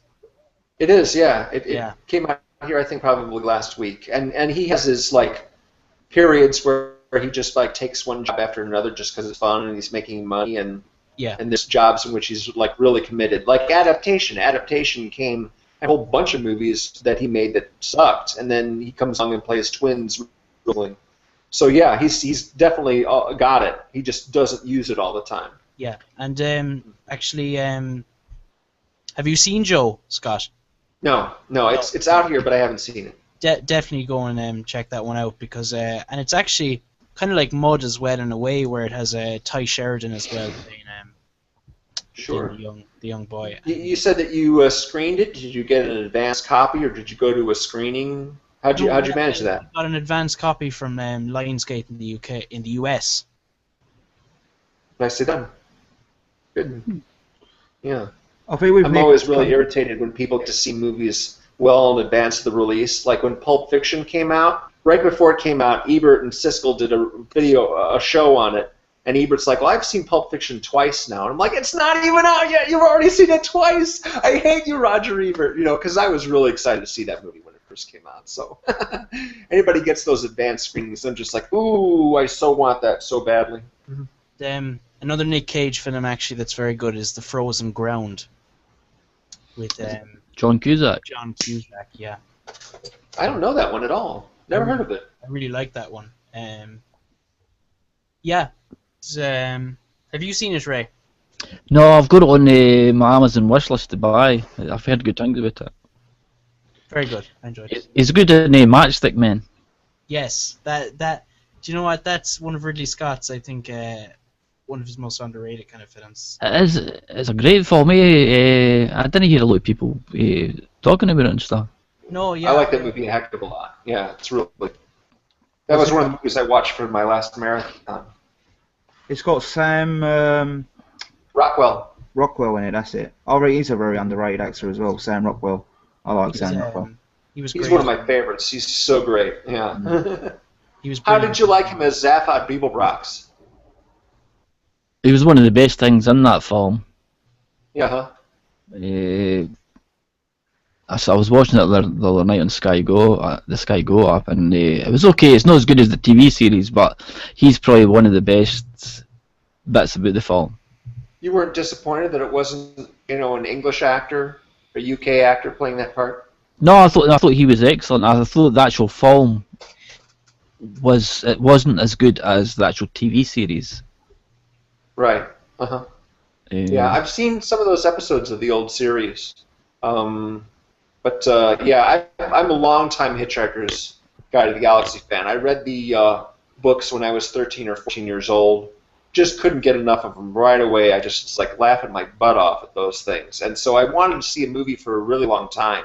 Uh-huh. Back then, I wanted to see, because I didn't realize, because I just wasn't familiar with the cities and everything like that. So I didn't realize that the series took place partly in England. There were 8 characters. I just sort of pictured Americans playing the part.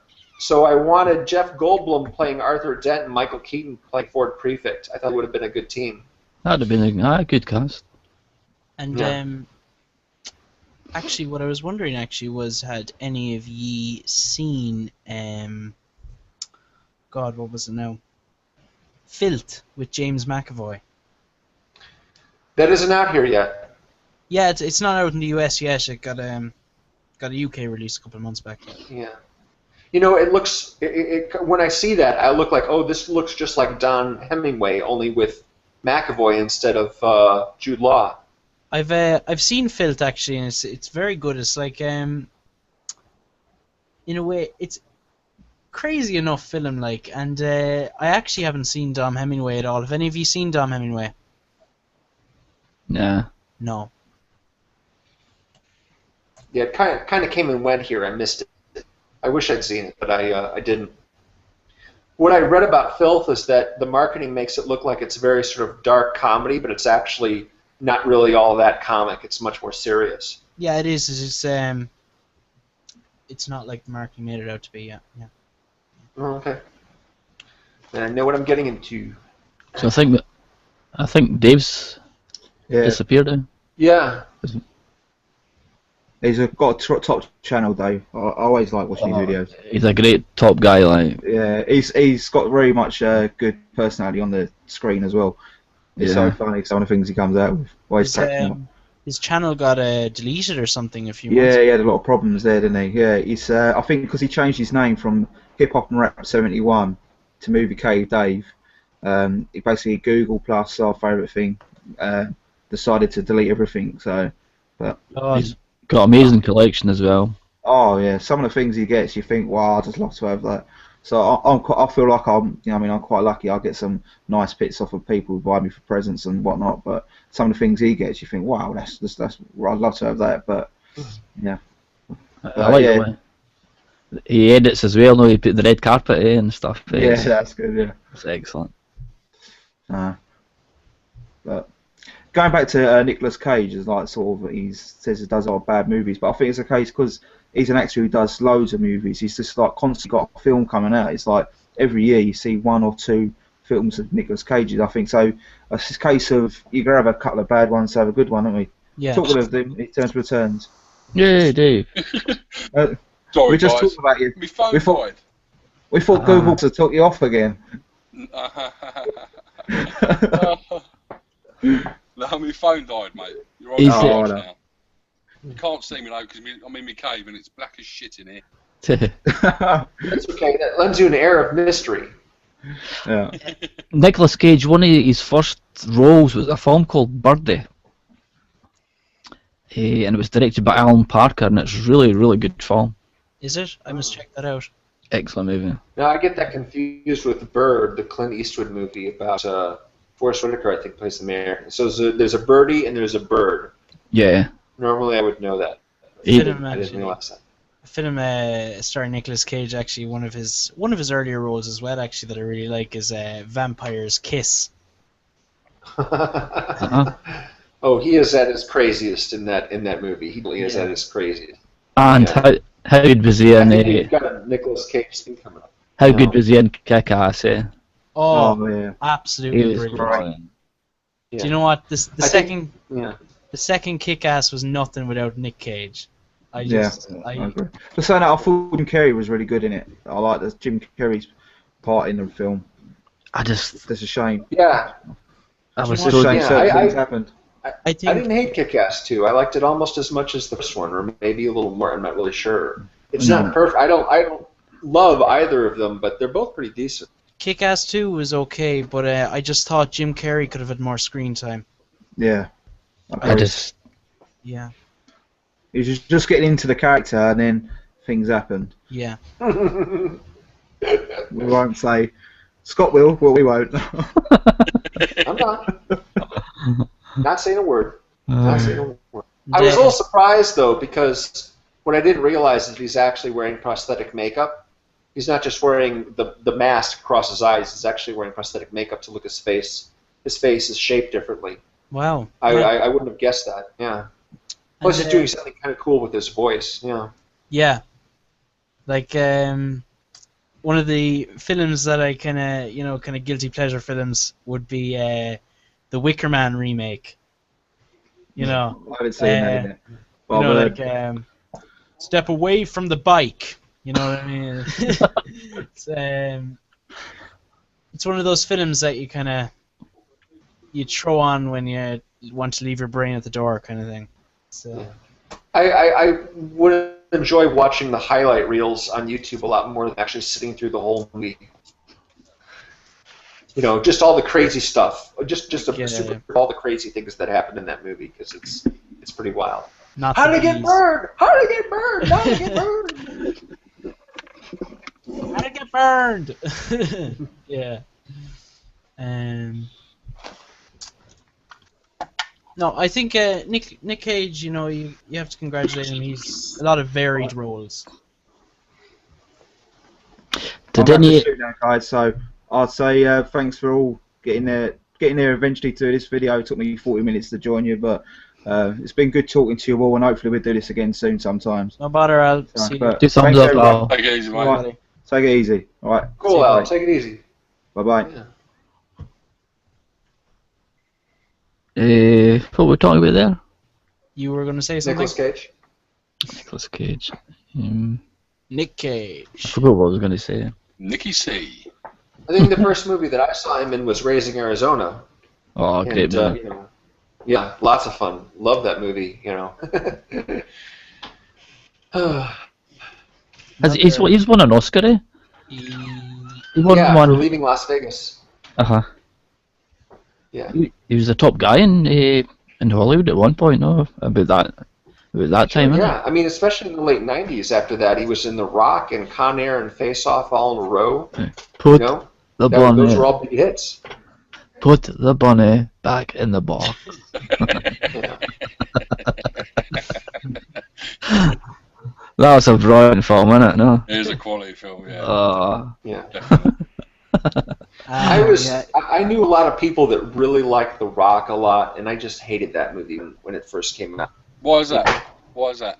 Why? Because it was annoying. The whole movie was just incredibly annoying. All the photography, the music, the editing, the lighting, the bad dialogue, you know, the whole thing just like pissed me off. And some friends of mine with me, but Don't everyone hold back. else Just love it. be honest.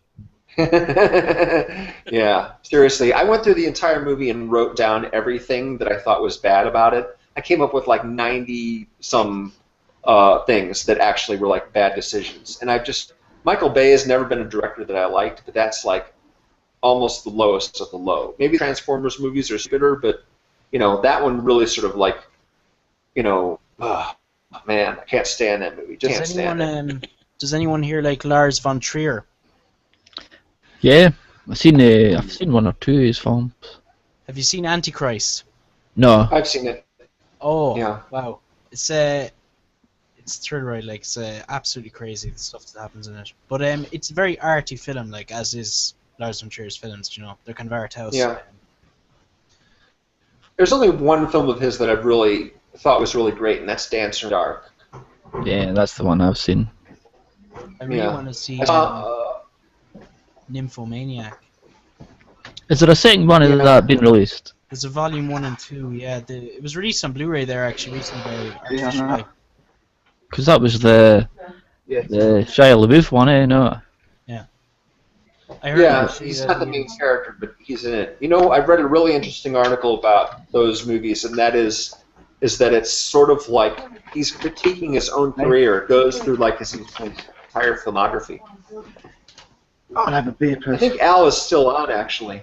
Yeah, I've just muted him. The camera's missing. The sound is gone. Muted. Come on, Al, go and get your What beer, was- man. What was that? Yeah. Sorry, Scott. On you go, mate. Oh, no, it's just saying I read something about Nymphomaniac. I haven't actually seen it, but the volumes 1 and 2 are like a metaphorical critique of his entire career, and each segment, each story that's told by the main character pertains to a particular Lars von Trier film that he's already made. Ah, right. It's like, oh, I never would have guessed that would be like that. But, I haven't seen it, but I'll probably get around to looking at it someday. But it's never really been something that appealed to me. I mean, it's 4 hours long. Yeah. And I think, is it 4 hours long per volume? No. No, So it's altogether. two. Altogether, yeah. Yeah, originally it was going to be one film that's 5 hours long, but then it got cut down and separated into 2 series. So It's reviewed in this month's Home Cinema magazine, and they said it's just like watching like a mild sort of teaser porn film that you're wanting more for it, but it's not. It doesn't deliver, if you know what I mean.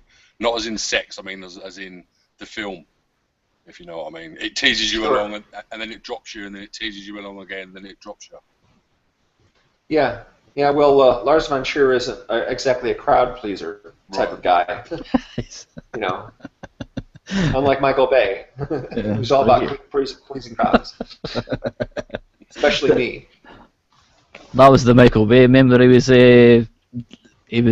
on was it Samsung to promote their huge cylindrical TV, Oh, that was funny. and it was like, I'm sorry, I just can't do it. And he walked off. Then somebody wrote, "Hey, now here's a Michael Bay film everybody wants to see." Oh, I didn't even watch that one. I mean, he's sitting on his speech, and he said something completely ridiculous. I create worlds that are beyond imagination. I'm like, no, you don't. Shut up. Then the auto cue broke.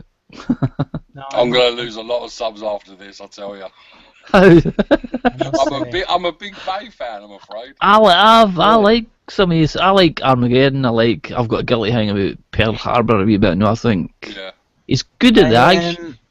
I must And say, sorry, he Ray, produced. go on. He produced the Texas Chainsaw Massacre 2003. I liked when he did the That was a remake. good film. I was going to join in earlier, but it was that I did enjoy that. That was a good remake. And he also he produced the Hitcher remake with Sean Bean.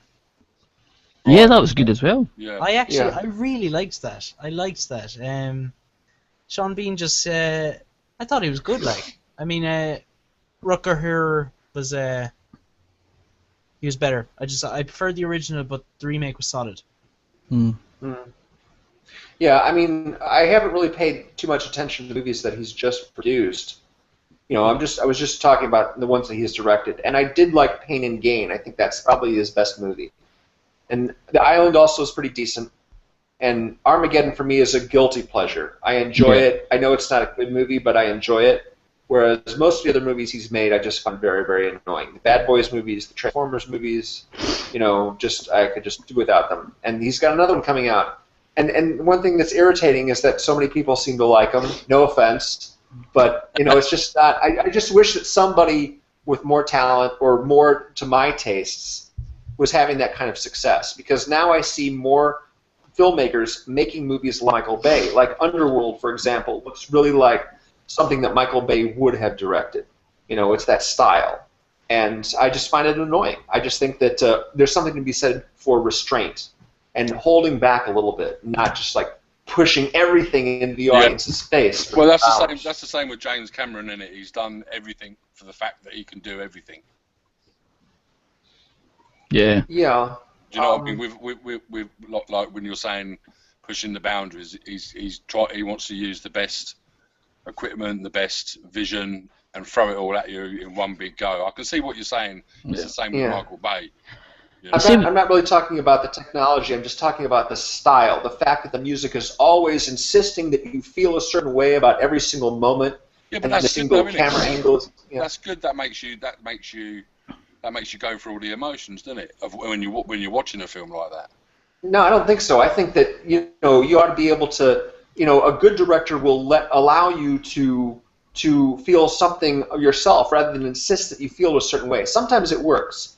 And it can work if it's done in a subtle way, but there's nothing subtle about what Michael Bay does. Every single sad moment has sad music. Subtle, yeah, he's not subtle. It just that's why I find it irritating because it's so insistent that you think and feel a certain way about every moment in the film, and I just find that annoying. I'm like, shut up, let me think and feel what I want to. Yeah. So do you like the Transformers films, Dave? The thing is I do, mate. It's if you was to look at my collection. It's I don't know. It's not like when I hear you guys talk about not just you guys, like a lot of people. Like if you read some of my comments that I put like I wish I could expand my mind a bit to how a lot of you movie collectors and lovers do, which I can't do, if you know what I mean.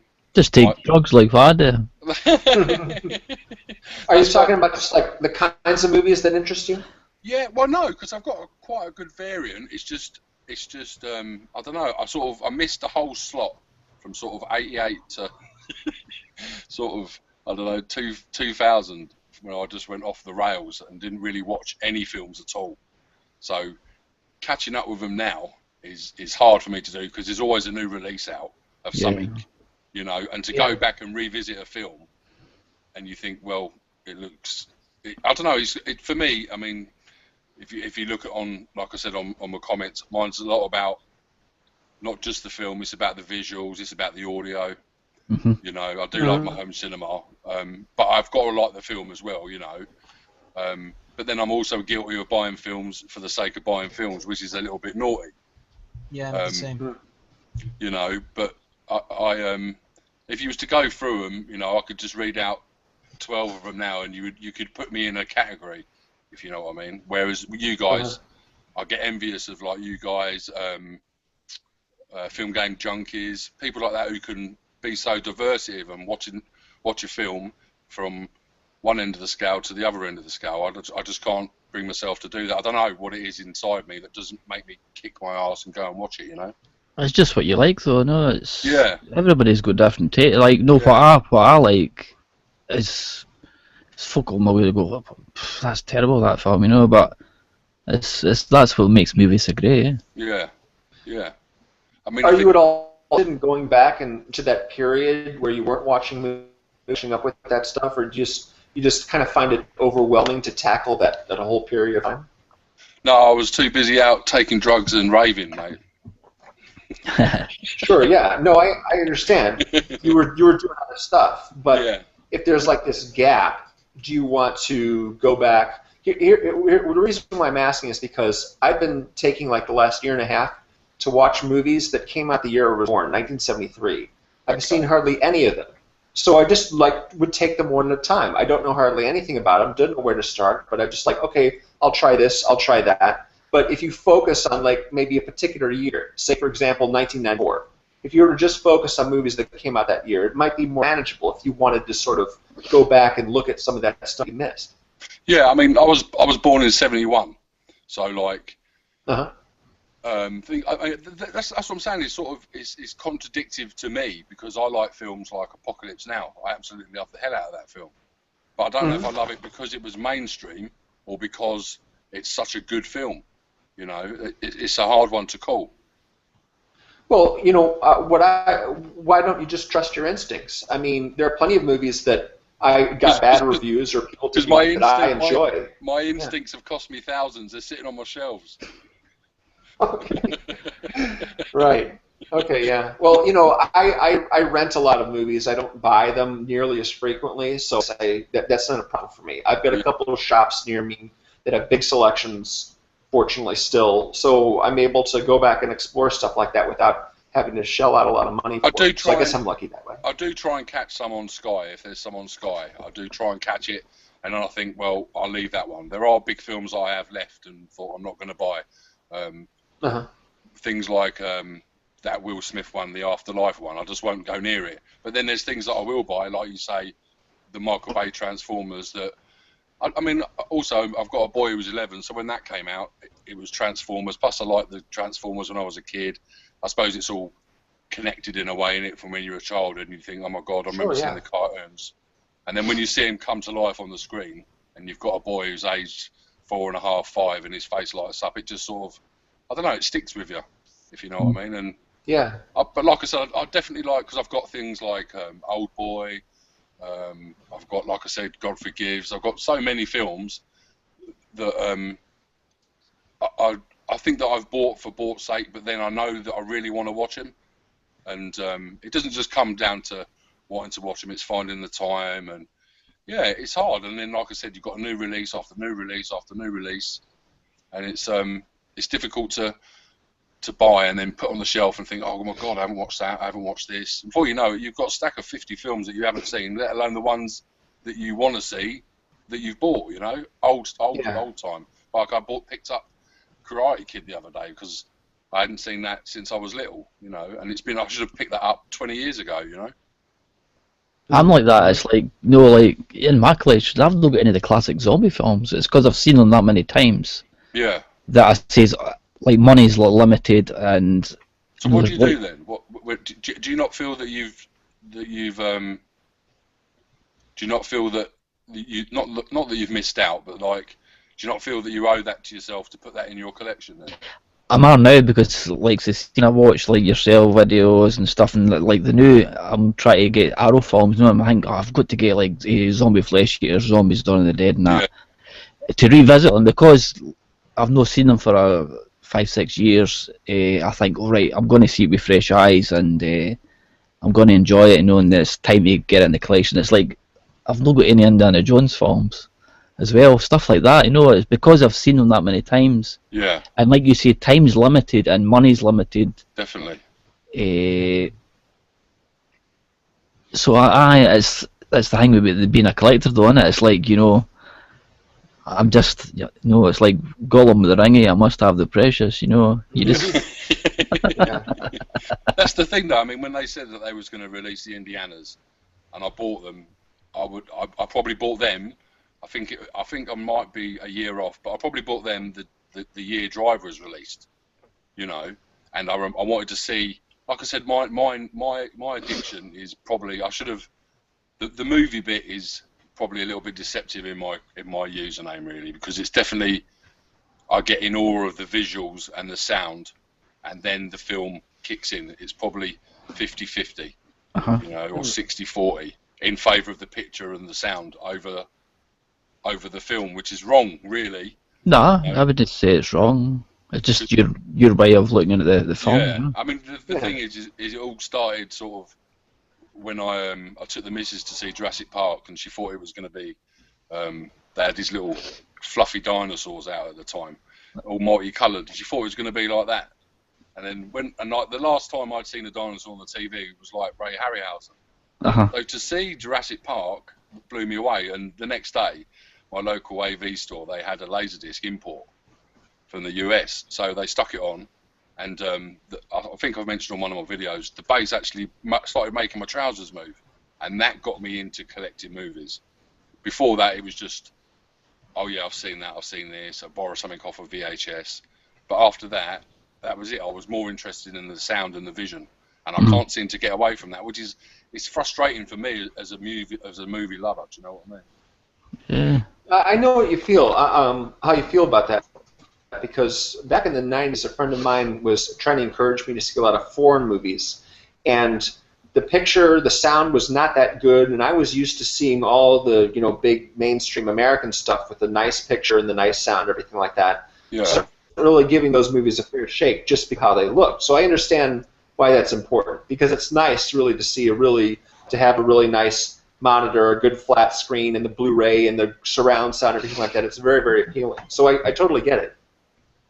Yeah, cool. And you guys in America, you had it years before us, the big screen, the laser disc, and you lot have got the room as well.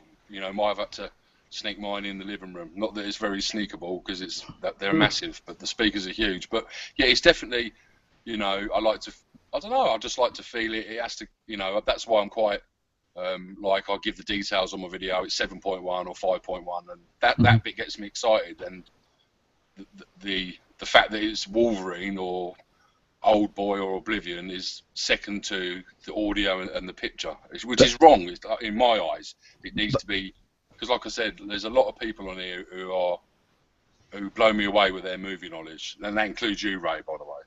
Me? Yeah, it does. It's Maker's Tattoo as well. It just blows me away. It's the thing about movies though is as well, and this is what I get for it, is like when you've got a big screen and the sound, it enhances a film, and you get that feeling. It's almost like to me it's like a drug. It's like when I watch a film. I watched The Treasure of Sierra Madre yesterday with Humphrey Bogart, and I'm still buzzing about how I felt about watching it. Right. And it's like the sound. If you watch that on the TV with just the TV speakers, do you think you would have got the same buzz? No, it would have been diminished, because the last time I seen it was like years and years ago, and it was on like the CRT TVs, Yeah.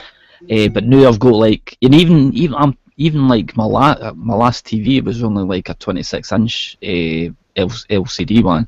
Now I've got a 40-inch TV. I've not got the sound yet, but it just enhances it so much. It's like seeing a different film. Yeah, it is. Yeah, you're right.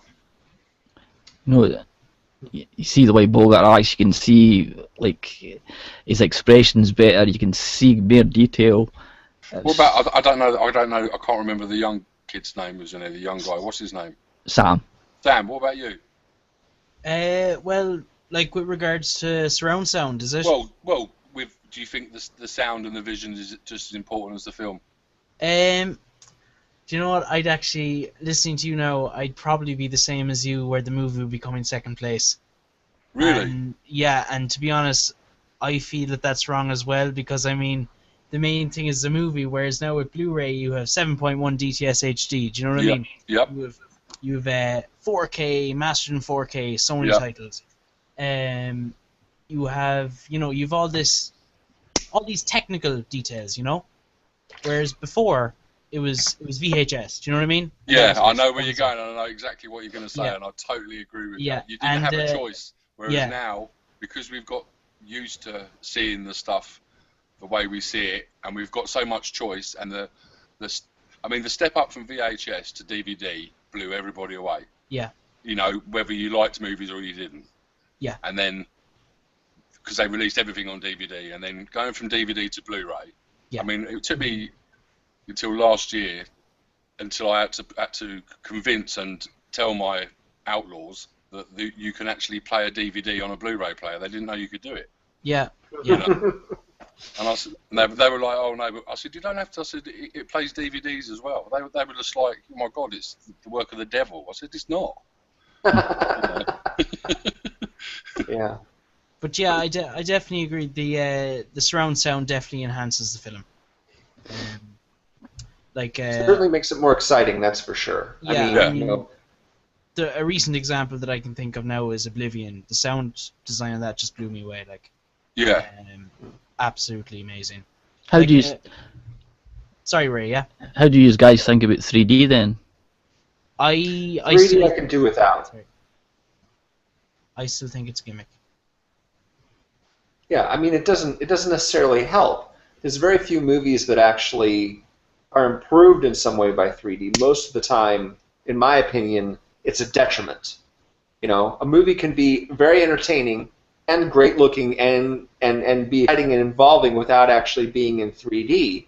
As long as the screen is large enough and the picture is of good quality, 3D actually, you know, it's can be like distracting and it can also degrade the picture. I think that it also depends on whether the director knows how to use it properly. Yeah, definitely. Where, Yeah. like, you know, Alfonso Cuarón's Gravity. Hugo looks amazing in 3D. Yeah, Hugo looks You know, amazing in 3D. I It mean, was done how it's supposed to be done, I think. yeah, I think like Scorsese, he knew what to do. Do you know what I mean? Yeah. And also Alfonso Cuarón's Gravity last year as well blew me away. It was Right. it enhanced the feeling that, I mean, I watched it in 2D at the cinema, but then I bought the Blu-ray in 3D, and you know, I threw on the 3D glasses. Like, my TV is 55 inch, so when you're talking about size, It's not a bad size. It's a good, well, you know what I mean. It's a good size for a 3D. You know. yeah, and I mean, it's the Panasonic Plasma, so So you got active glasses. yeah, it's active. Yeah. Um, And yeah, it makes a big difference. yeah, it definitely makes a big difference, and yeah, it depends. I think just how if the director knows how to use it. I mean, if you want to look at a mess of 3D, you just got to look at Clash of the Titans, really. Or The Last Airbender, stuff like that is just Yeah. it's disappointing when you watch a movie in 3D. The thing is now, and this is like to all three of you, is when you go and buy a new TV now, it comes with 3D built in. It's a standard near enough now. Yeah. So it's the option whether you want to use it. I think it's just like having HDMI ports or, you know, whatever. Yeah. It comes with it, and it's good that they've done it that way. You know, it's never going to be as big as they want it to be, but the fact that it's there if you want it, I think that's the added bonus, I suppose. Because I don't use it as often as I should. When I buy a film, like I bought Gravity, I watched it in 2D before I watched it in 3D. So it proves to me that it hasn't, and that's not sold it to me. You know. Yeah. I mean, yeah, definitely. I mean, it's I think it's great that it comes as a standard on TVs now. Whereas when it was first released, you know, back, I don't know how many years ago it was released, but 3 or 4 years ago. yeah, about 3 or 4 years ago. I mean, you'd pay tons more to get it on the TV. Yeah, definitely, yeah. But and then you had it didn't help with the companies like Panasonic having exclusive rights to Avatar. Yeah. And you know, that doesn't help, does it? It doesn't help the format itself, does it? No, it doesn't. Yeah. I mean, I suppose nowadays, you know, TVs are just getting cheaper. Do you know what I mean? Yeah. I mean, you can get a 3D TV now here in Ireland anyway for about €500-600. Right. So Which that's is, exactly what I'm saying. And the fact that it's going to come standard with, you know, and like the thing is, I picked up. My son had a little tiny 19-inch telly. It blew up. We went out and was able to buy him a 32-inch for like 170 quid. Yeah. You know, and you know, I was lucky to have a portable when I was little. You know what I mean? Yeah. So. Mhm. Yeah. And that's the thing, is the fact that, you know, it's so readily available and so cheap, and everything's with it. You know, it comes with all the bells and whistles. I mean, Dave, like, are you set up for active or passive 3D? Active, mate. Yeah. Yeah, active. Yeah. Yeah. What's the difference? In the active, you get 1080p in each eye, and passive, you only get 540 in each eye. So. And what does that mean? I don't understand terms. Well, you know, Pixels. you got your HD on the Blu-ray. Mm-hmm. Yeah, so that's when you watch it in 2D. That's 1080p, which is progressive. And when you put the passive glasses on, which are with no batteries, it's halved, so you get half the detail, but it's put into 2 eyes, if you know what I mean. Sure. Whereas the 1080p active ones, you get 1080p in each eye, so you get full benefit. Yeah. Good. I mean, with That makes sense. passive, it's standard def in each eye. Yeah. Whereas with active, it is full HD. Yeah. That's right. Sure. Yeah. I guess that's one of the reasons why I'm not big on 3D, is because it's so dependent on the specific technology being up to spec. Whereas if you go into the theater, sometimes you see a 3D movie, but it's too dark, You know, the Yeah. nighttime scenes can't get out, that kind of thing. And if I were to just see everything in 2D, everything would look pretty much the same no matter what they use to do it. So, Right. you know, I mean, the thing that's is, why that's the thing, innit? I mean, they can't trust anybody to give everybody active glasses at the cinema. That's why they give you the passive ones. So Right. they're not doing themselves any justice, really. So I you mean, the prices that they're charging nowadays for admission to the cinema is crazy. Oh yeah, I couldn't. We went out to see the last film I took, and I swore I would never go again, was to see Dark Knight Rises, and I went there for the cinema experience, City World in Milton Keynes, and there was no bass. It was just loud. That's all it was. And that I honestly sat there, and I'm not rich or anything, but I sat there and I thought, I know how this is going to sound at home, and it was 10 times better. And that's not how it should be. It cost us about, I think it's about £45 all in for That's three of yeah. us. terrible. That's a lot of money. Yeah. And I mean, nowadays where, the Blu-ray release is only 2-3 months around the corner from the cinema release, Yeah, exactly. you're kind of just like, I find myself, when I'm looking at the cinema listings, I'm just like, sure, do you know what, add on €5-6 buy the Blu-ray. Do you know what I mean? Yeah. Instead of going to the cinema, wait 2 or 3 months, get the Blu-ray. And the releases are getting shorter and shorter, so you're having to wait less time. Yeah. Before I knew it, I was talking to my niece about The Hobbit 2, and then before I knew it, it was out on Blu-ray. So, Yeah. I'd rather do that now. Yeah. What about you, Ray? Yeah, the last couple of years I've deliberately stopped going to the cinema as much because it's the price is just, it's too dear now, and I don't enjoy it as much. No, it's like you go in, like you say, you're seeing a substandard screen, and there's people coming halfway through the movie. No, and then you've got a good seat, and then somebody sort of tall sits in front of you. Starts their It's- iPhone. Yeah. Yeah, whereas you wait a couple of months or even a couple of weeks, and you're getting it on Blu-ray, and you can sit in your house, enjoy it more, you can relax, and they've priced their sale at the game. But for me, it's like £13 to watch a film. I'd Yeah. much rather buy a Blu-ray or a TV series. Yeah. And tell me, do any of you guys in the UK or America have unlimited cards, where you can go to the cinema as many times as you want with the one card? No, I don't. No. There's a thing we've got View Cinema near us, and they've got a thing on a Wednesday that they'll post on their website, and they'll say, if you want a couple of pound, if you want £3 or £4 off a film, email me this number, and then you get that, and then you show them your phone at the. I didn't go to the cinema. You're basically talking about 3 films a year I'll go to see or something. Yeah. The last thing now I saw at the cinema was Gravity, last year. And did you enjoy it at home more? Did I enjoy it at home more? But you see, I saw it in 2D at the cinema. Okay. Yeah, but when I saw it, I watched it in 2D then before the 3D at home when I got the Blu-ray, and I thought the sound quality was much better at home. Right. Honestly, Which is a shame, really, isn't it? yeah. Luckily, here I have very, very nice theaters that have really good picture and sound for the most part. And I don't have a really elaborate home setup.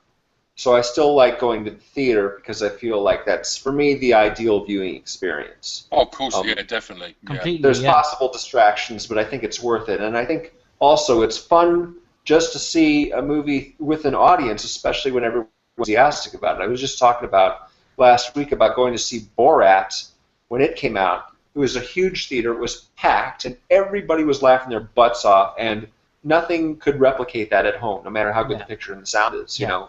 I mean, I don't know. So, I don't know about the other two, but the English audience, we're not like that.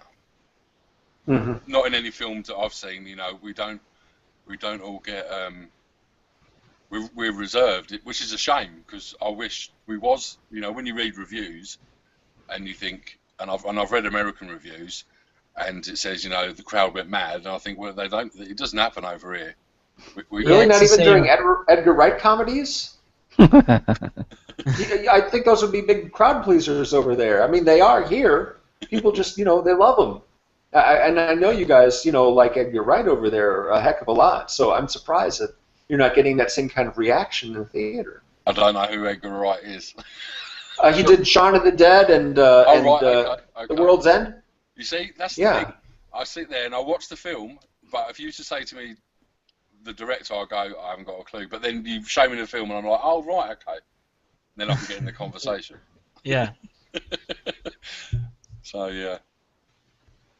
It'd be really funny, I think, to experience what you described, like one of those Farrelly Brothers movies or one of those really comedies, and just sit there in a theater and everyone's just kind of like very reserved. I don't know. That would be such a strange experience. Yeah, it is, because the thing is, if, I'm not reserved, by the way, but when you sit there and you actually do laugh, you're the only one laughing out of like 300 people.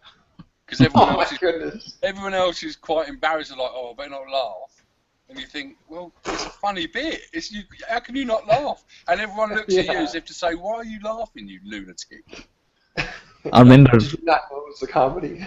I remember me and my brother went to see Dumb and Dumber at the yeah. cinema, and we were laughing our heads off. It was like so funny, and yet obviously some of the crowd, but it was like it wasn't their humour. But it's one of the funniest films I've ever seen. No. Really, Yeah, Ray? Dumb and Dumber. Really?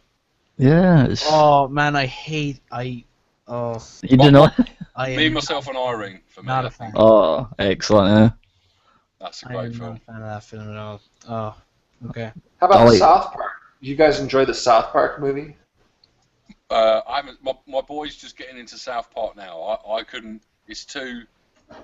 I'm of an age where I'm like, turn that off. That's disgusting. Yeah.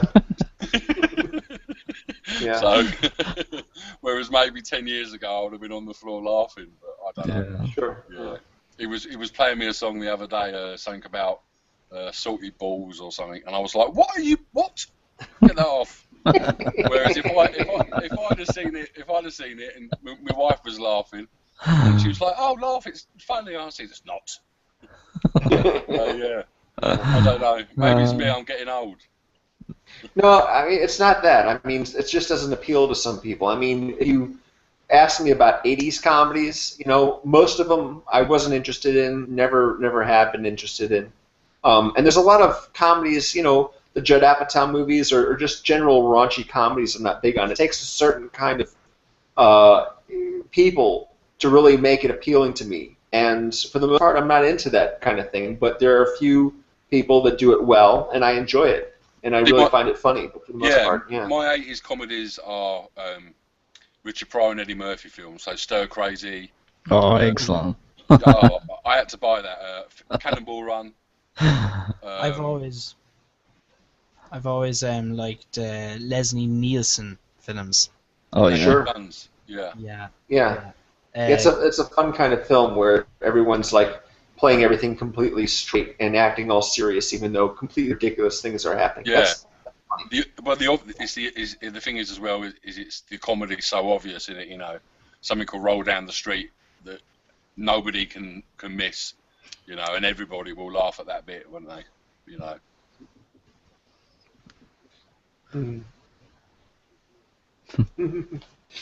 Well, I'm going to have to go pretty soon, but I just want to let both of you know that I'm going to subscribe to your channels and watch your videos because I haven't seen anything that you've done thus far. Cool. Thanks, oh, cool. Nice Yeah. one. Excellent. I think will we wrap it up then? I'm not that's going good. to be the last one on. Yeah. All right. Thanks again, guys. We'll do Oh, this mate. again. Yeah. That was great. It's great having a chat, isn't it? No, it was cool. Yeah. Yes. Great, man. Yes. Good to meet both of you. It's great talking with you. And you. Thanks. Cheers, Scott. All right. Okay, Take it guys. easy. Take it easy.